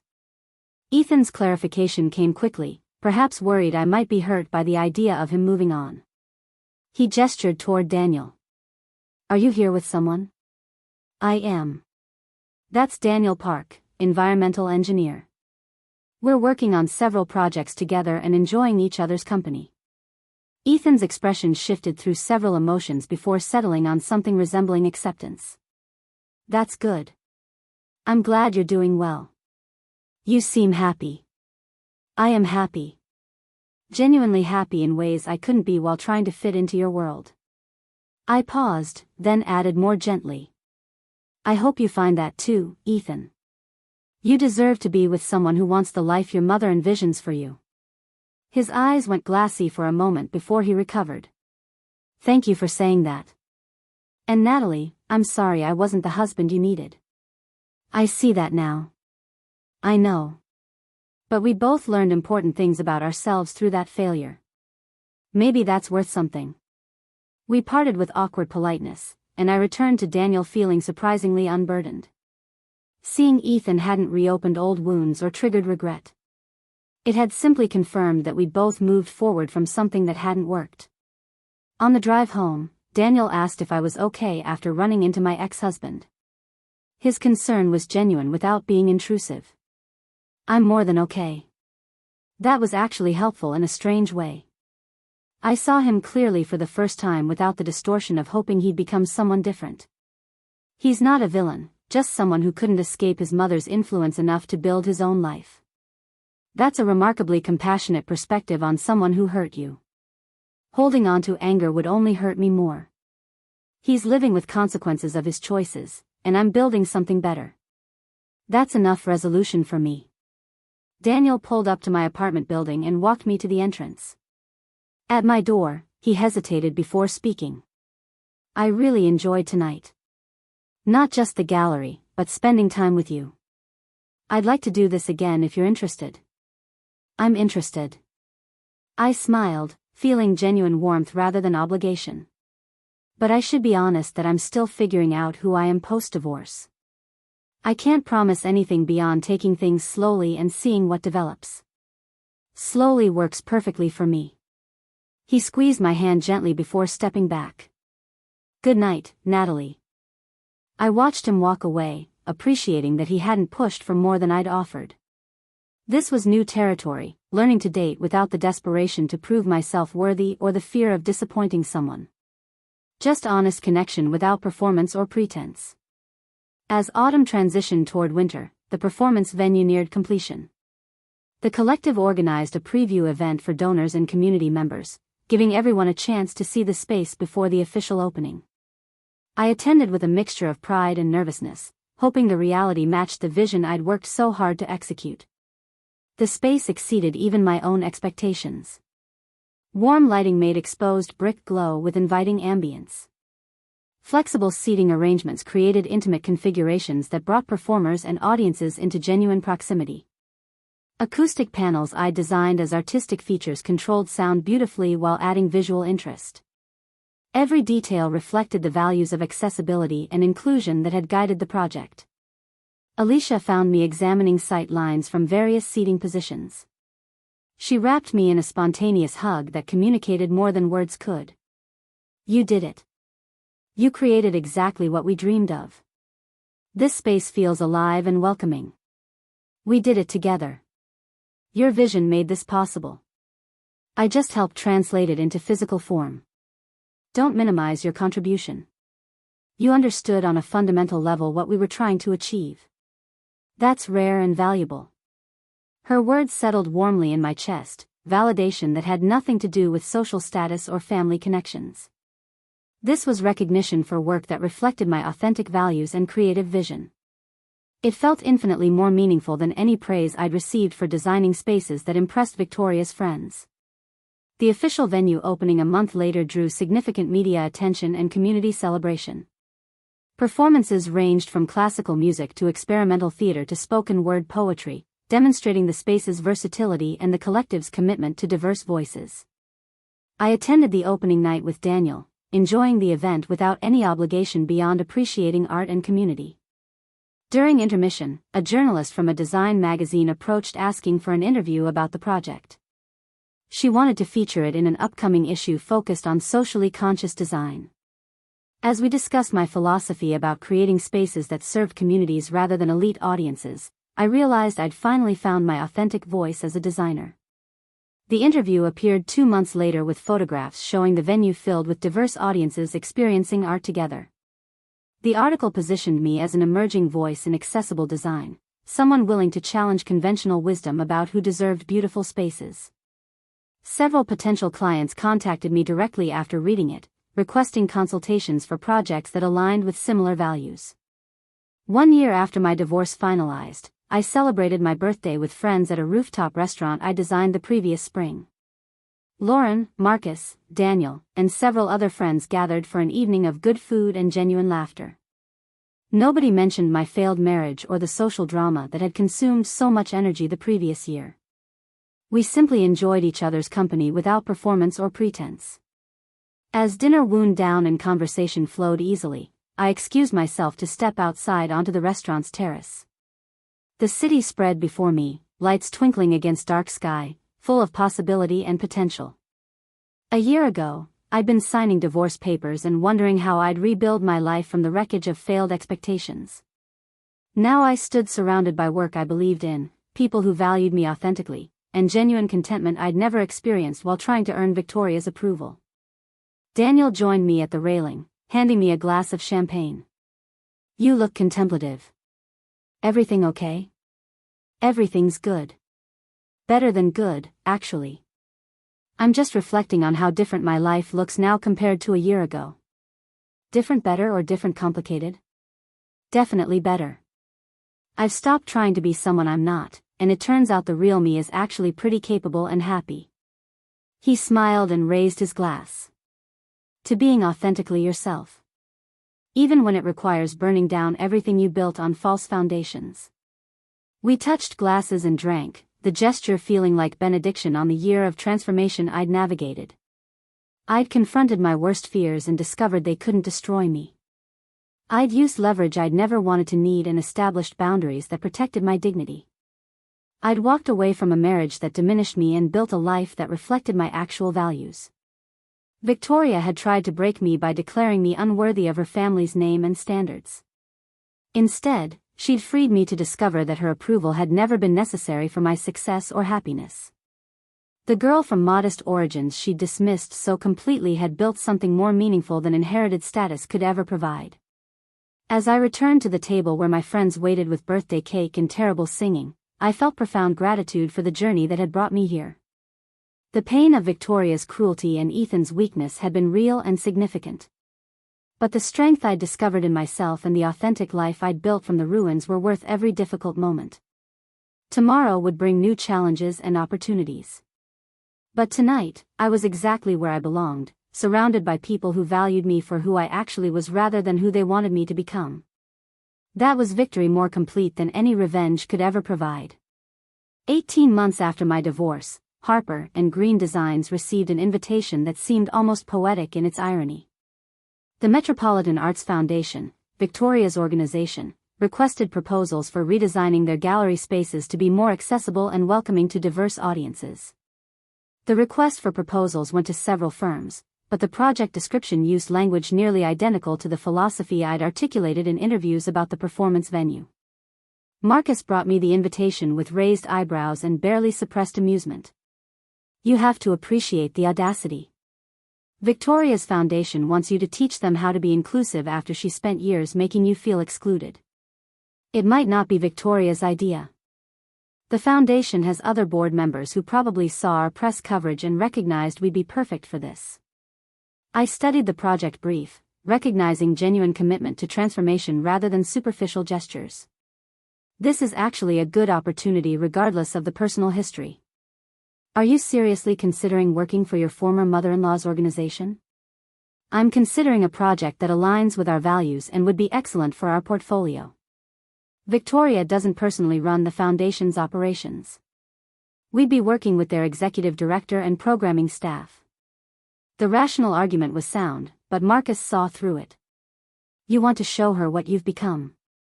Prove that you didn't need her approval to succeed." "Maybe a little." I smiled at being called out. "But mostly I want the project because it's exactly the kind of work we do best. Transforming exclusive spaces into welcoming environments is our specialty now." We spent the following week preparing a proposal that showcased our approach to accessible design. Instead of simply making physical modifications, we emphasized creating atmospheres that communicated belonging to everyone regardless of background or education. We proposed community input sessions, partnerships with local artists, and programming that brought art into neighborhoods rather than only expecting people to come to the foundation. Our presentation to the Foundation Selection Committee took place in the same building where Victoria had humiliated me at the gala. Walking through those doors required conscious effort to maintain composure, but I focused on the work rather than personal history. The committee consisted of 5 people, including the executive director I'd be working with directly. Victoria was notably absent, likely deliberately avoiding any appearance of influence over the selection process. The presentation went exceptionally well. Committee members asked thoughtful questions and responded enthusiastically to our vision. The executive director, a sharp woman named Teresa Garcia, seemed particularly engaged with our ideas about removing barriers between institutions and communities. "This is exactly the direction we need to move," she said as the presentation concluded. "Too many arts organizations serve only people who already feel comfortable in those spaces. We want to fundamentally change who we serve and how we serve them." 2 weeks later, we received confirmation that Harper and Green had been selected for the project.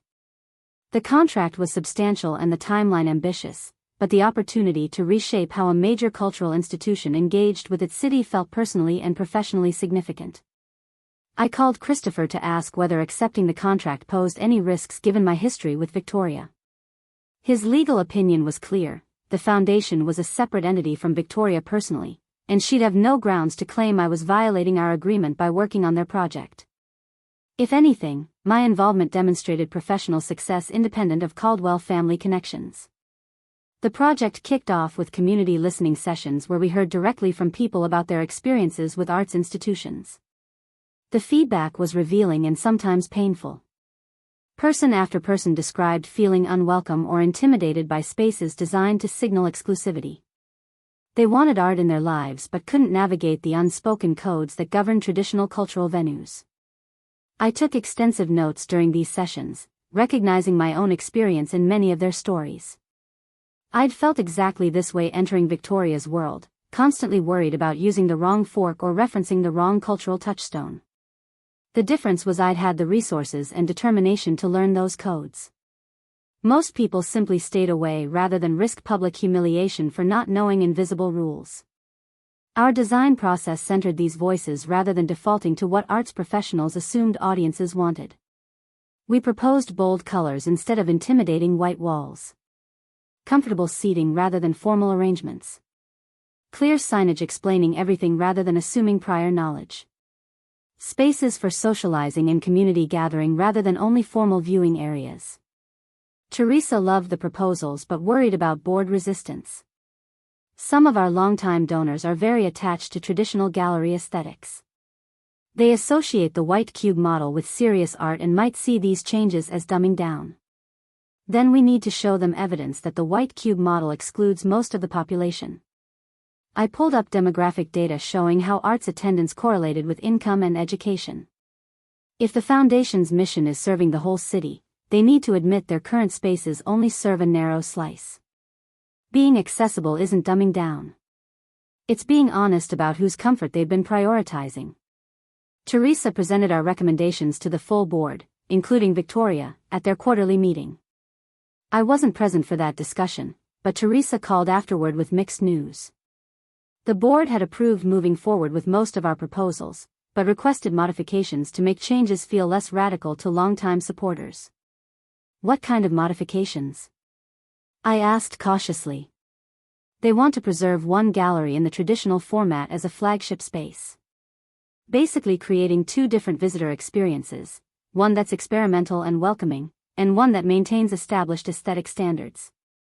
So they want to signal that serious art still requires exclusive spaces while offering a separate area for people they consider less sophisticated? Teresa sighed. That's not how they'd frame it, but yes, essentially. They're willing to change but want insurance against alienating their core donor base. I thought about refusing, about walking away from a project that compromised on principles I'd worked hard to establish. But I also recognized that institutional change happened incrementally. Getting the foundation to transform most of their spaces while maintaining one traditional gallery was still significant progress. We can work with that. But I want clear messaging that emphasizes all the spaces are equally valid rather than creating a hierarchy where one is for real art lovers and others are for everyone else. Agreed. Teresa's relief was audible. I'll work on communication strategy while you finalize the designs. Construction began in early spring, transforming gallery spaces with changes that felt revolutionary within the arts world. We knocked down walls to create flowing layouts. We installed flexible lighting that could adapt to different types of work. We created comfortable nooks where visitors could sit and reflect rather than standing in sterile rooms. Every decision prioritized human experience over institutional tradition. 3 months into construction, I arrived at the site for a progress meeting and found Victoria examining the work. She stood in what would become the main community gallery, studying exposed ductwork we'd painted in warm copper tones. Her expression was unreadable, and for a moment I considered leaving before she noticed me. But avoiding her felt like weakness, and I'd stopped allowing Victoria to dictate my movements. I approached calmly, maintaining professional distance. "Good morning, Victoria. Are you here for the board site visit?" She turned, surprise flickering across her face before being replaced by careful neutrality. "Natalie." "Yes, Teresa invited board members to see the progress. I wanted to see what you've done with the space. What do you think so far?" Victoria studied the room for a long moment before responding. "It's very different from what I would have chosen.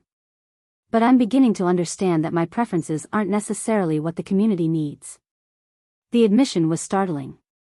Victoria rarely acknowledged limitations or admitted her perspective might be incomplete. I moved beside her, looking at the space through her eyes. "These changes must feel like a rejection of everything you've built here." "Perhaps." She glanced at me briefly before returning her attention to the room. "Or perhaps I've been afraid that expanding access would diminish value. As if beauty only matters when most people can't access it. Beauty matters more when it's accessible. When it enhances people's daily lives rather than existing behind barriers they need special knowledge to cross." I gestured toward the warm colors and comfortable seating we'd installed. "This isn't about lowering standards. It's about raising the question of whose comfort and belonging we prioritize." Victoria was quiet for several seconds. When she spoke again, her voice carried unexpected vulnerability. "You've built something impressive, Natalie. A career based on your own vision rather than trying to fit into someone else's expectations. I've been watching your success from a distance. I appreciate you saying that." I chose my words carefully. I know our history is complicated, but I've genuinely moved past anger about how things ended. I'm grateful for the freedom to discover who I am without constantly trying to meet impossible standards. Were they impossible? Or was I simply too rigid to recognize what you offered? The question hung between us, heavy with implications neither of us seemed ready to fully explore. Before I could respond, Teresa appeared with other board members for the scheduled tour. "Victoria, you're early." Teresa's professionalism couldn't quite hide her concern about her board chair interacting unsupervised with the designer. "I thought we were meeting at 10. I wanted a quiet moment to see the progress before the full group arrived." Victoria's tone returned to its usual authority. Natalie was kind enough to walk me through some of the design choices. The tour proceeded smoothly, with board members asking questions and expressing varying degrees of enthusiasm about the changes. Some clearly embraced the new direction while others remained skeptical. Victoria said little during the presentation, but I noticed her studying details carefully and occasionally nodding at points I made about accessibility. After the board members departed, Teresa pulled me aside with obvious relief. "That went better than I feared. Victoria's support is crucial, and she seemed genuinely engaged rather than hostile. She surprised me too. Maybe she's evolving in her thinking about inclusion and access. Or maybe she's impressed by what you've accomplished despite her best efforts to limit you." Teresa smiled knowingly. Either way, her backing gives us cover to push these changes through fully. The galleries opened to the public in late summer with a celebration that intentionally rejected traditional gala formats. Instead of exclusive evening events requiring formal dress and expensive tickets, we hosted a weekend festival with free admission, live music, and activities for all ages. Local food vendors provided diverse options. Artists demonstrated techniques and invited participation. Everything communicated welcome rather than exclusivity. Attendance exceeded all projections. Families came with young children who'd never visited the foundation before. Elderly residents discovered art programs designed for their interests. Teenagers found gallery spaces that felt relevant to their lives rather than designed for their grandparents. The demographic shift was dramatic and undeniable. Media coverage was extensive and overwhelmingly positive. Articles praised the foundation's transformation and held it up as a model for other institutions struggling with accessibility. My role in the project generated additional press, with journalists interested in the story of a designer who'd been rejected by society circles and returned to reshape how cultural institutions served communities. One interview request came from a national magazine doing a feature on women rebuilding careers after major life disruptions. The journalist, clearly having researched my background, asked directly about my divorce from Ethan Caldwell and relationship with Victoria. I understand there's significant personal history behind your work on this project. Does it feel like vindication to redesign spaces for an organization led by your former mother-in-law? I considered deflecting but decided honesty served better. It feels like completion of a journey. Victoria judged me unworthy of her world based on where I came from and what I couldn't offer her family. Now I've helped her foundation become more accessible to people from exactly the background she once dismissed. There's symmetry in that. Do you see this as revenge? Not revenge. Evolution. I've evolved beyond needing her approval, and perhaps she's evolving in her understanding of whose perspectives matter. The work succeeds not because it defeats anyone but because it serves the community better than what existed before. The article appeared with the title, Redesigning Access: How One Designer Transformed Exclusion into Opportunity. It featured photographs of the renovated galleries filled with diverse visitors and included quotes from community members about feeling welcomed for the first time. Victoria was interviewed briefly, offering measured praise for the project's success while carefully avoiding mention of our personal history. Daniel read the article over coffee one morning at my apartment, which had gradually become our apartment as our relationship deepened. We'd been together nearly a year, building something genuine without rush or pressure. He understood my need for independence while offering partnership that enhanced rather than consumed my identity. This is a beautiful piece. He handed back my tablet. But I'm curious how you really feel about Victoria seeing your success so publicly. Does part of you want her to acknowledge what she cost herself by pushing you away? Maybe once I would have wanted that. Now I mostly feel indifferent to whether she recognizes what she lost. I've built a life I love with people who value me authentically. Her opinion stopped mattering when I stopped needing it. That's growth. He kissed my forehead. Though I suspect there's still satisfaction in proving her wrong about you. I smiled. Okay, yes. There's definitely satisfaction in that. But it's not the primary motivation anymore. The work matters because it serves people who deserve better, not because it proves anything to Victoria.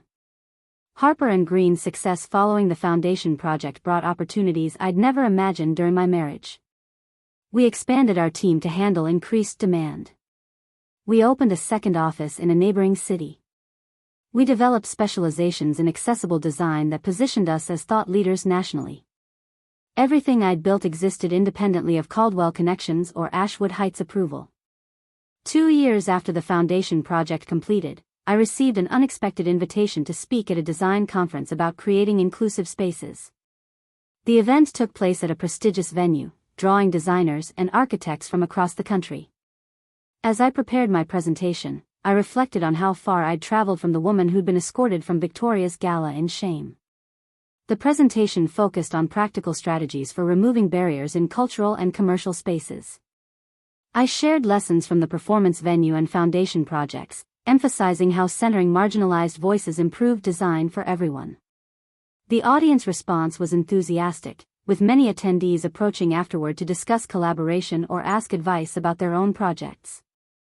During the reception following my talk, I noticed a familiar figure in the crowd. Victoria stood near the bar, dressed impeccably and watching me with an expression I couldn't quite read. She'd clearly attended my presentation, though I hadn't seen her in the audience. I excused myself from the conversation I was having and approached her, curious about what had brought her here. Victoria. I didn't expect to see you at this conference. Your presentation was listed in the program. I wanted to hear your perspective on the foundation project and your broader philosophy. She paused, seeming to gather courage for what came next. May I buy you a drink? I'd like to speak with you privately if you're willing. We found a quiet corner away from the main reception, and Victoria ordered wine for both of us with uncharacteristic hesitation. She seemed nervous in ways I'd never witnessed before, her usual commanding presence softened by visible discomfort. I owe you an apology, she said without preamble.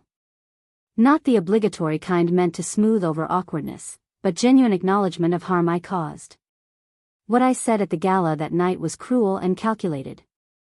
I wanted to hurt you because you represented everything I'd worked so hard to escape from my own past. I appreciate you saying that.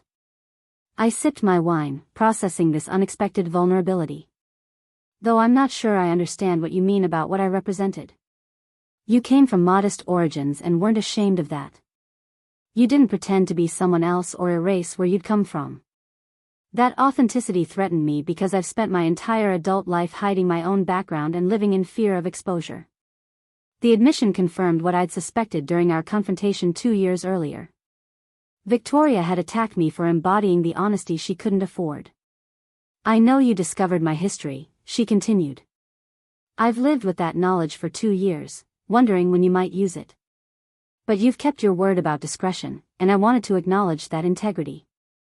Many people in your position would have sought revenge or used that information for personal gain. Using it wouldn't have served any purpose beyond destruction. I wanted freedom to build my own life, not satisfaction of ruining yours. I met her eyes directly. Though I won't pretend I didn't use it to establish boundaries that protected me. You were right to do so. I gave you no choice. She set down her wine glass with shaking hands. I've spent these past 2 years watching your success and recognizing how wrong I was about you. You didn't need the Caldwell name or Ashwood Heights connections. You built something meaningful through your own talent and integrity. Thank you for saying that. It means something, even now. I paused, choosing my next words carefully. Can I ask what prompted this conversation today? You could have continued avoiding me indefinitely. 2 reasons. First, seeing the Foundation's transformation and how the community has responded made me confront my own narrow thinking about who deserves access to culture and beauty. You were right that accessibility enhances rather than diminishes value. Victoria took a deep breath before continuing. Second, Ethan is getting remarried next month. Watching him move forward made me reflect on the role I played in destroying his first marriage. I felt a slight pang at the news of Ethan's engagement, not from residual feelings but from recognizing that chapter was truly closed. I'm happy for him. I hope he's found someone who fits better into the life you envisioned for him. That's just it. Amanda Chen, his fiancée, comes from similar background to yours. She's accomplished and intelligent, but her parents are immigrants who run a small restaurant. She's exactly the kind of person I would have rejected 3 years ago. Victoria's voice wavered slightly. But watching Ethan with her, I see a happiness and authenticity I never saw in his marriage to you. Not because you were lacking, but because he was always torn between his feelings and my expectations. What changed? Why are you accepting Amanda when you couldn't accept me? Partly your success forced me to recognize my prejudices. Partly watching the Foundation serve broader community showed me the poverty of my narrow worldview. She looked directly at me. But mostly I'm simply tired of living in fear that someone will discover my real origins. That fear has driven too many destructive choices. I'm trying to make different ones now. The vulnerability in her admission was striking. This was not the imperious Victoria who dominated Ashwood Heights social circles but a woman confronting decades of choices built on fear and insecurity. I'm glad you're finding a different path. Genuinely. I finished my wine, recognizing this conversation was approaching natural conclusion. For what it's worth, I've forgiven you for that night at the gala. Holding on to anger would only poison my own life. You're remarkably gracious given what I put you through. I'm practical. Forgiveness serves me better than resentment.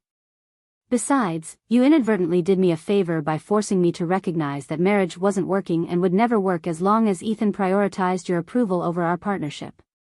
Victoria smiled sadly. I cost my son a good woman and years of happiness because I couldn't accept that she came from similar origins to mine. The irony isn't lost on me. We parted with understanding that felt like genuine closure. I returned to Daniel and the life I'd built, carrying this unexpected resolution as confirmation that people could evolve even when the change came late. 3 years after my divorce, Harper and Green celebrated 10 years in business with an event at the performance venue we designed. The space had become a beloved community gathering place, hosting everything from classical concerts to experimental theater to neighborhood meetings. Its success validated everything I believed about creating beauty that served people rather than reinforcing hierarchies. The celebration brought together clients, collaborators, friends, and family who'd supported our journey. Marcus gave a speech about our evolution from struggling startup to established firm known for meaningful work. Lauren shared stories about my transformation from uncertain designer trying to please everyone to confident professional following her own vision. When Daniel raised a toast to the next 10 years, I looked around the room at faces representing the life I'd built from the ruins of failed expectations. These were people who valued me for authentic qualities rather than checking boxes about appropriate background or social connections. This was the community I'd needed all along but couldn't find while trying to belong where I was never wanted. My phone buzzed with a text message. Victoria's name appeared on the screen with words I never expected to read. Congratulations on your anniversary. The performance venue remains the most impactful project the foundation has ever supported. You've changed how our entire city thinks about accessible culture. Thank you for your vision and persistence. I showed the message to Daniel, who raised his eyebrows in surprise. That's quite an acknowledgement from someone who once tried to destroy you. People can change. Sometimes slowly and imperfectly, but change is possible. I typed a brief response thanking Victoria for her words and wishing her well. The evening concluded with music and dancing, the venue filled with joy and celebration. As I watched people I cared about enjoying space I'd helped create, I felt profound gratitude for the journey that had brought me here.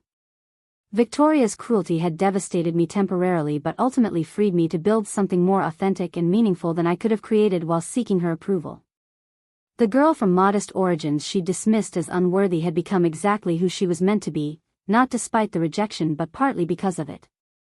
Sometimes the greatest gift comes wrapped in our worst moments, revealing strength we didn't know we possessed and paths we couldn't see while trapped in situations that diminished us. I'd learned that worthiness wasn't something anyone could grant or withhold. It existed independent of others' recognition, waiting to be claimed rather than earned. Victoria's declaration that I wasn't good enough for her son had been devastating because I'd believed external validation determined my value. Now I understood that power belonged to me alone. The secret I discovered about Victoria's past had given me leverage when I needed protection, but the real power had come from recognizing I didn't need her world to build my own. The performance venues and community galleries, the relationships based on authentic connection, the career reflecting genuine values, these weren't consolation prizes for failing to fit into Ashwood Heights society. They were victories more meaningful than any acceptance Victoria could have offered. As the evening wound down and guests began departing, Daniel wrapped his arm around my waist and pulled me close. You've built something remarkable here. Not just the business, but the whole life. I'm grateful I get to be part of it. I'm grateful too. For all of it. Even the painful parts that taught me who I really am. I looked around the venue one more time, imprinting this moment of pure contentment. This is exactly where I'm meant to be. And it was. Not in spite of Victoria's rejection and Ethan's weakness, but because those experiences had forced me to choose between shrinking to fit others' expectations or expanding into my full authentic self. I'd chosen expansion, and that choice had led to everything beautiful in my current life. The woman who'd been escorted from that gala in shame no longer existed. In her place stood someone who understood that being told you're not good enough by people committed to maintaining hierarchies was actually confirmation you were exactly good enough, just for different purposes than they'd imagined. Victoria had wanted me to fit into her narrow world. Instead, I'd built a bigger, more inclusive one that welcomed people she'd spent her life trying to differentiate herself from. That was the real triumph. Not making Victoria beg for my silence, though that had been satisfying. Not even the professional success and recognition, though those validated my abilities. The true victory was discovering that authenticity and integrity built foundations strong enough to support any structure I wanted to create. I'd stopped being the woman who needed anyone's permission to claim her own worth. And that transformation, painful as the process had been, was worth every difficult moment that had brought me here. Up next, you've got 2 more standout stories right on your screen. If this one hit the mark, you won't want to pass these up. Just click and check them out.